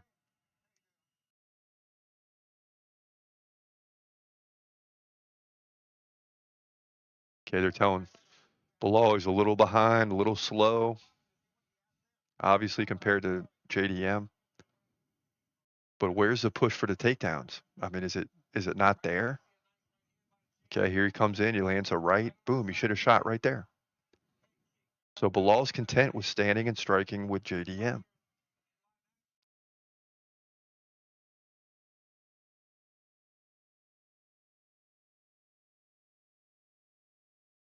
You know, unless when studying tape they just saw something, but completely different game plan in round one for Belal, who's got his hands on his hips right now.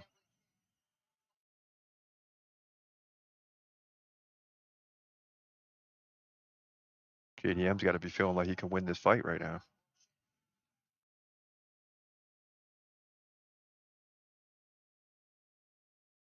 But if you're Jack, you still got to be careful, especially in this first minute. Keep Belal at distance.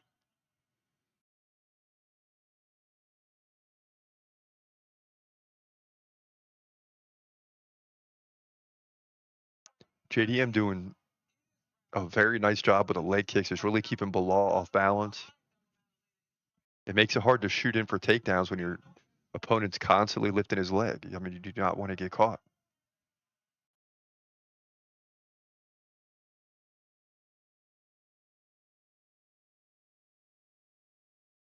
Ooh, and a nice leg kick there by Belal.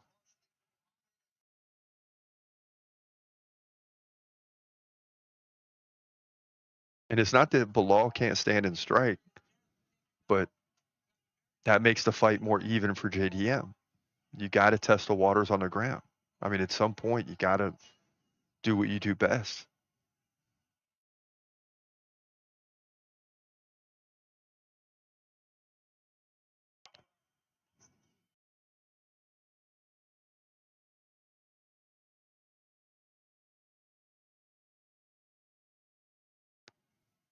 Belal comes in once again. He can't land.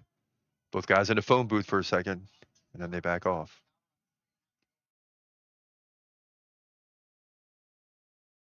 Very calculated fight from both guys right now.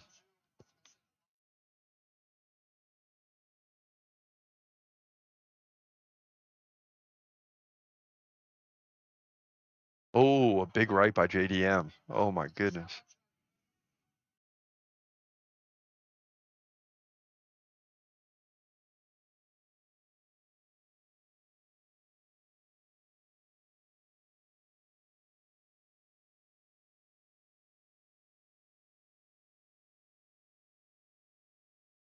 Continuous leg kicks by JDM. Every once in a while, Belal will come in and land something, but nothing too big. I mean, you got to feel like if you're Jack, you're doing fine right now. Both guys look clean too, like the fight just began. I mean, they look clean.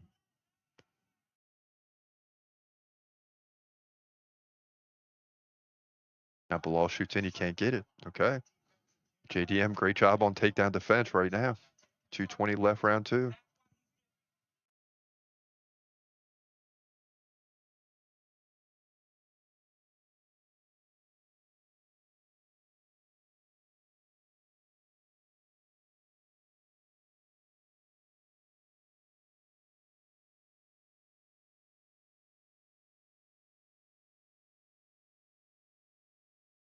Crowd chant, let's go Jack. He takes a leg kick, lands it right.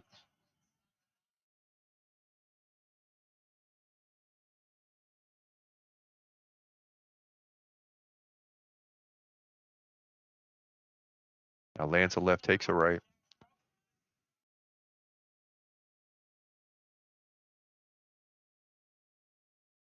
Tell you, I'm very impressed with JDM right now. Just going to say he's defending takedowns at will, and now all of a sudden, Belal's getting the head on the hip. Here we go. Oh boy. And he gets Jack down. Jack gets back up, takes a right. There you go, Jack. Get out of there. Get out of there. Takedown defense, 4 for 4, 100%. JDM's had a lot of time to prepare for this fight, and he looks like he used every bit of it.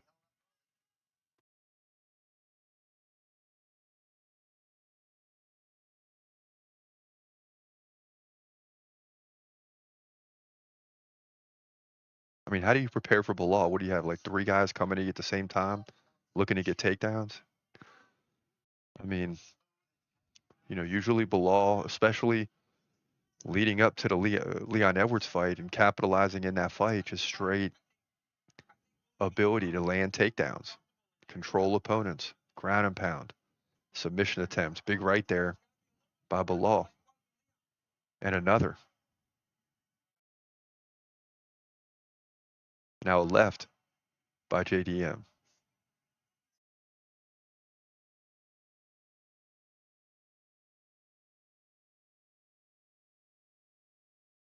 Spinning back fist by Belal. JDM spinning back kick. Oh boy, we got a fight. We got a battle. Oh baby. I mean, these guys are going back and forth. It's anybody's fight right now. Anybody's fight.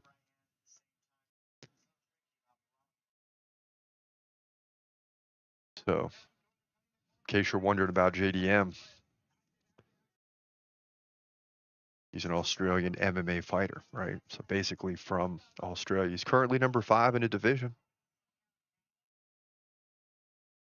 And,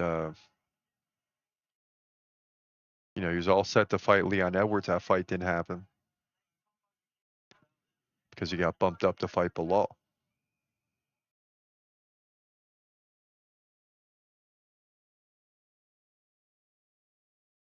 Sometimes when you give people an opportunity, man, they'll capitalize. And right now, JDM is trying to capitalize. We're headed into round 3.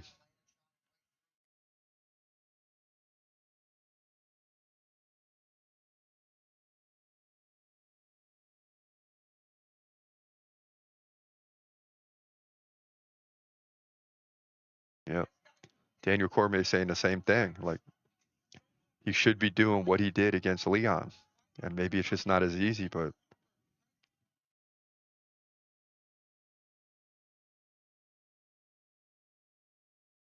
I mean, when JDM is landing leg kicks and keeping you at distance and defending 4 out of 4 takedowns, nice left-right combo by JDM, beginning with the body, or beginning in the body, followed by the right up top. Now Jack opening up a little bit, landing a big left, straight leg kick. Just pressure, pressure, pressure. And a leg kick nearly misses.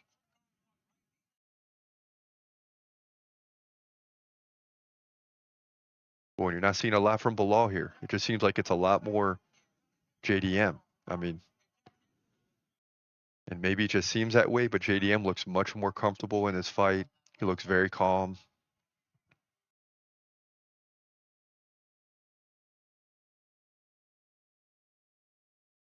And if Belal don't get this thing going, it's going to be a short reign as champ.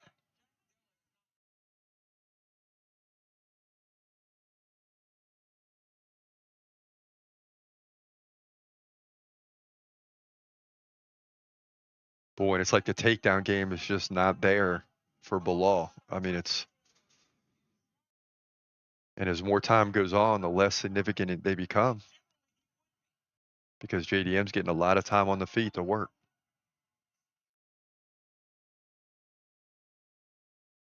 And a nice right by Belal.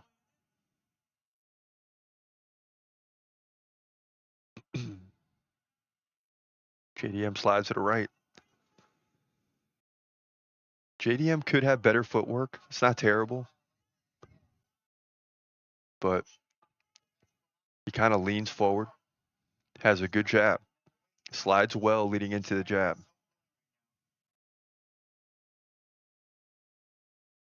And the leg kicks are nice too. It's really helped him in this fight. Nice right there by Belal. Followed up by JDM. So the ability to counter is there.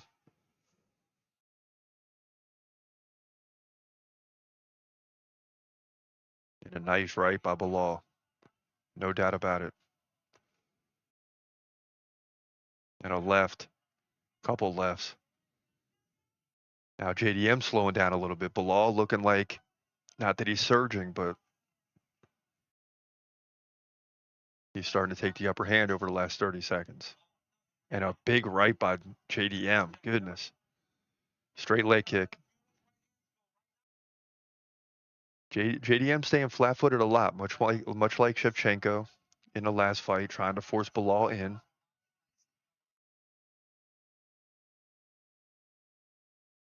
No longer seems to fear those takedowns. Like he's got Belal in the fight now.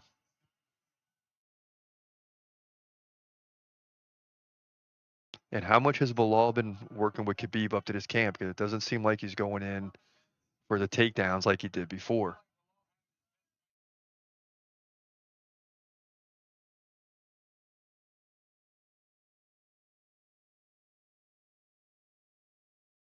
Yeah, so Belal still receiving training, advice, guidance from Khabib, but I'm sure if Khabib was in the corner, this would not be what he wants to see, right?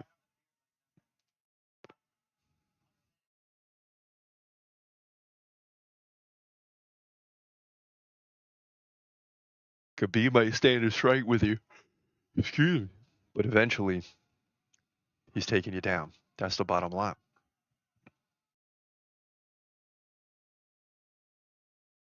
Ooh, Belal takes a left, another left. Both guys in the phone booth again. I love it when they get there. Ooh. And a nice knee by Belal, followed by an elbow. Now he's looking for the takedown. Best chance. Jack gets right back up.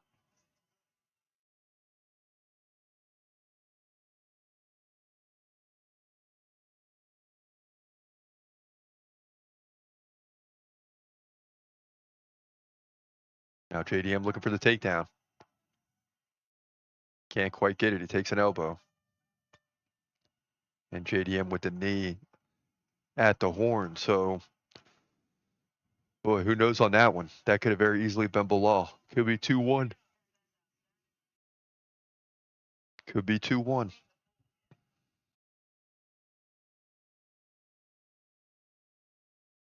JDM's corner telling him not to rush it. Take your time.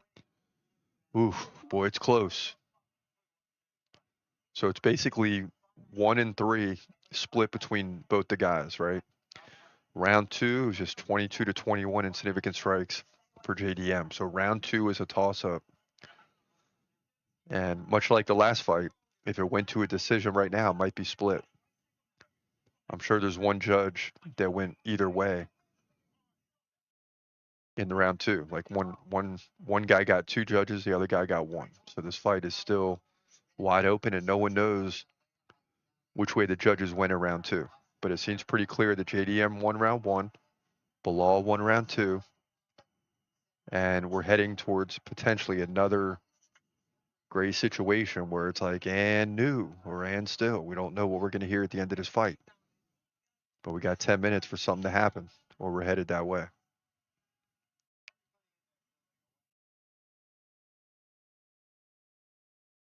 And Maddalena sliding right, beginning round 4. Here we go in the phone booth again.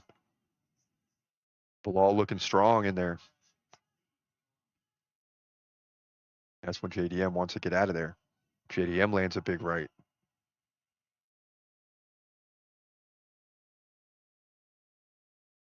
And gosh, I mean, much like the lightweight division, which is why these two are always voted 1 and 2 a lot of times. Middleweight will sneak in there as well, but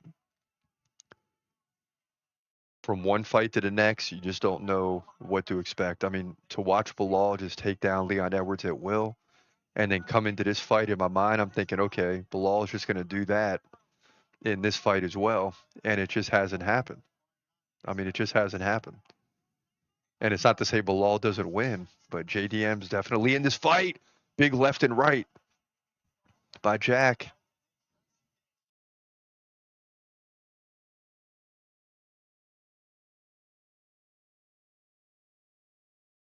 And it's clear that Jack wants a jab. He might get into a little throwdown for a minute, and then he wants to clear out of there. So if you're Belal, you want to try to corner this guy.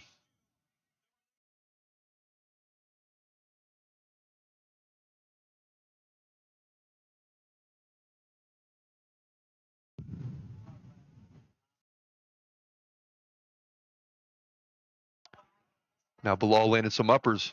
Oh, Belal shoots in for the takedown. Can he get it? Now Jack's swinging. Both guys swinging. It's starting to heat up now, ladies and gentlemen. Now Belal comes in, and he's going to try to slow things down here for the moment.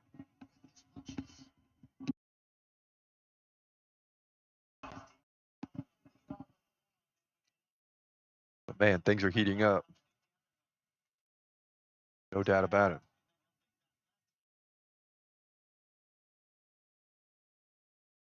Boy, now Belal's got the back. So this is the first time we've seen this now. With Belal gaining a little control time. Boy, a nice knee there. He wasn't grounded.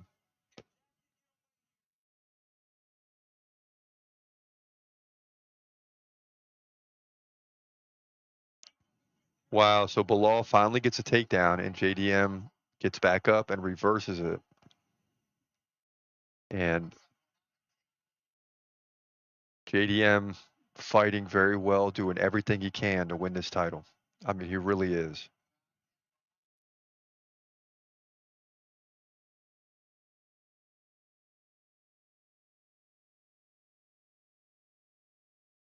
Now Belal holding on with the left, landing a couple rights, but Jack gets out of it.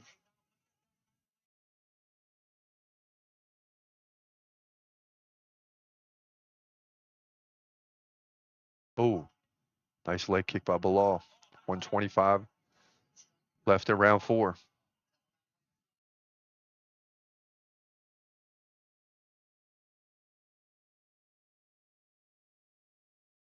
(24-21) Belal in this round. And man, this fight is extremely close here. Late in the 4th. Very close.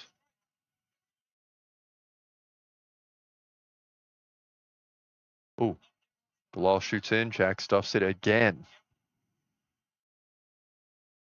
And now listen, you don't get credit. Like the judge doesn't give you credit because you stopped a takedown.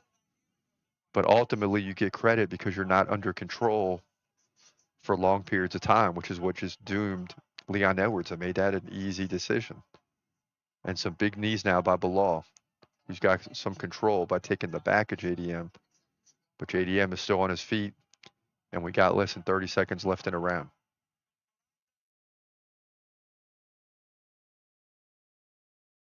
Belal getting much more aggressive here in round 4. JDM flips it with a big right.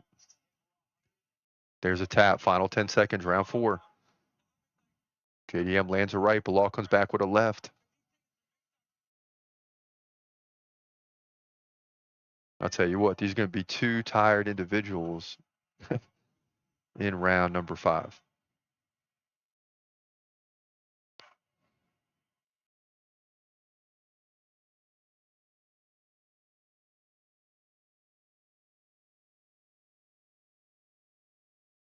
JDM's corner saying you're 5 minutes away from being world champ. Live odds have JDM up to a 3-1 favorite, so you just don't know what people are seeing here. But you had rounds 1 and 3 split 1-1, and you had rounds 2 and 4 too close to call. So I mean, you know, Belal led that one 30-26. Belal could be up 3-1, JDM could be up 3-1, or it could be 2-2. Nobody has any idea. Man. Nobody wants to be the judge of this one, that's for sure. Man.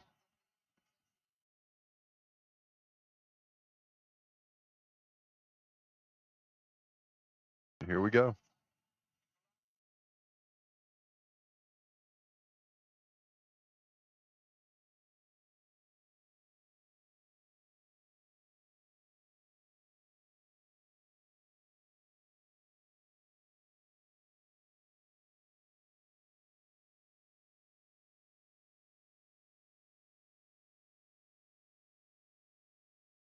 Belal starting fast, coming out with a few jabs.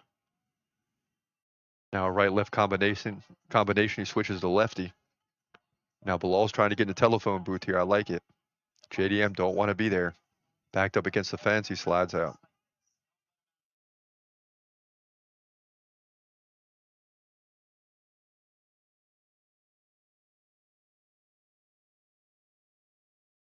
And Belal just crowding the space now. Much more aggressive.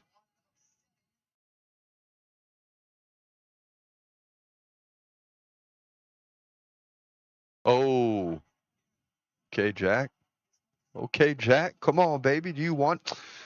I hate when I feel like I got to go against a prediction, but man, this fight did not go even close to how I thought it would go. Now Belal flips it with a big right.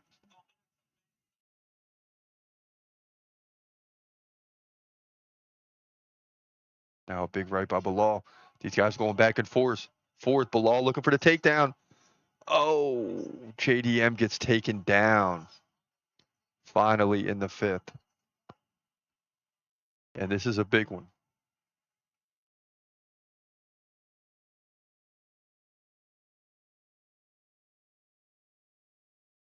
Because Belal feels very comfortable on the ground.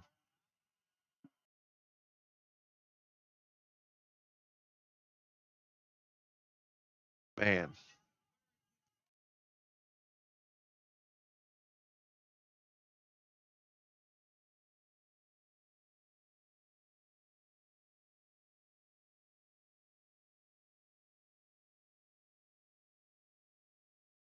So Belal did have a takedown in the 3rd, but Jack got up right away. This time Belal is capitalizing much more on it.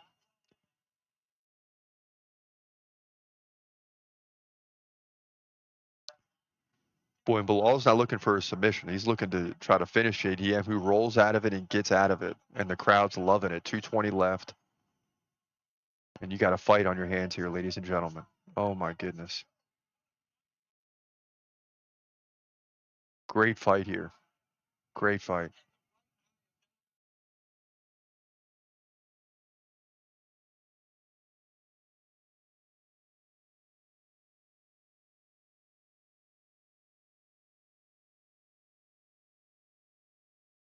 Oh, big right by JDM. Come on.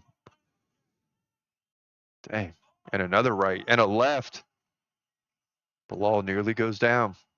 Now he takes another left and a right. You know. Oh my goodness. Here we go.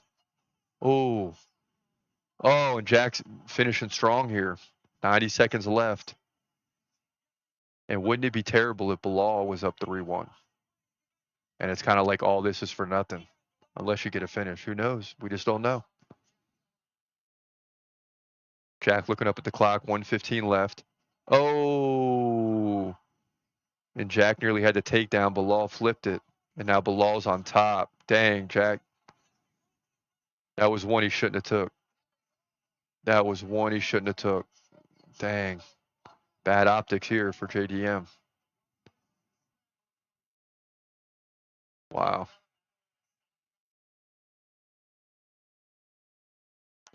Wow, and JDM gets back to his feet. Unreal.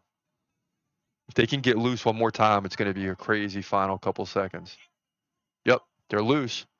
Here we go. 35 seconds left. Crowd's on its feet. No one's sitting down now. Everybody's up. Look at this. JDM dominating in round 3.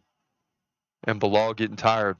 JDM's up like 40-25 in significant strikes. He's closing well. The only way he's not going to win, look at this, 15 seconds left.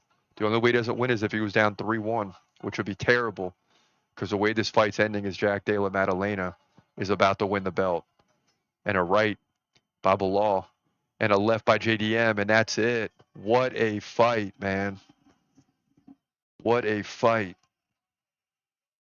Wow, what a fight. And I'll tell you, if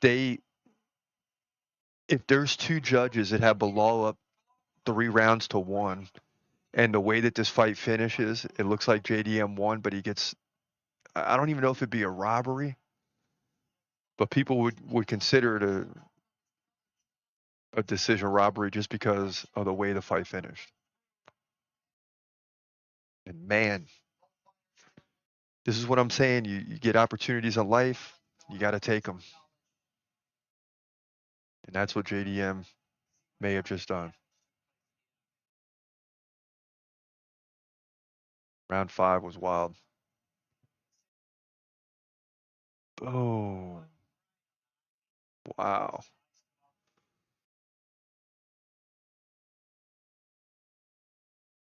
A big takedown there by Belal in the 5th. And most guys that were on their back there with 2 minutes to go would not have gotten back up. Not once, but then it does it twice. And then Belal looks at your JDM goes in for the takedown. Belal flips him, takes the back momentarily. JDM rolls out of it. With 35 left, they get back to their feet. And just tremendous. We might be wrong on this one too. We might be down to 6-8 because JDM might be about to win the welterweight title. Oh my goodness. All right, so both guys circulating the octagon right now.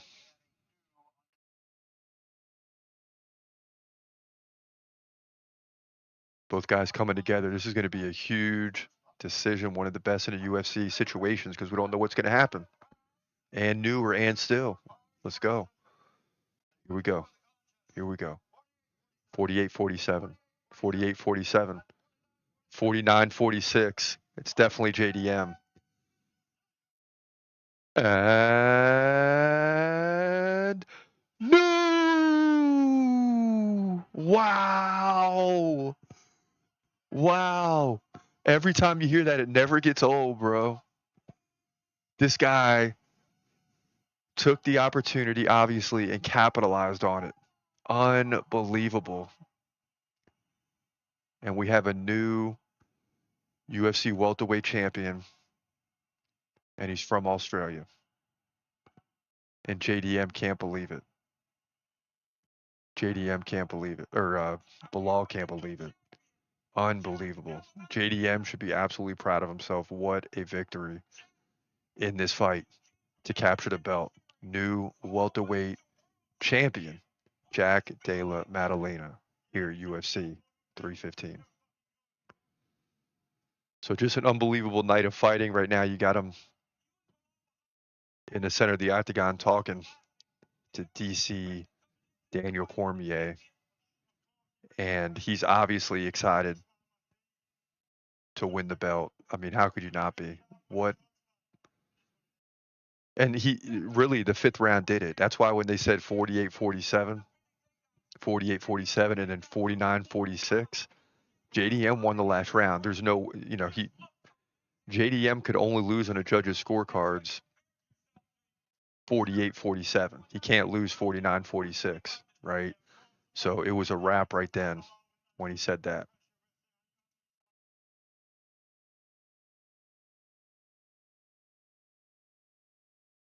JDM obviously very excited about winning the belt, and he deserves it. What a phenomenal night for him.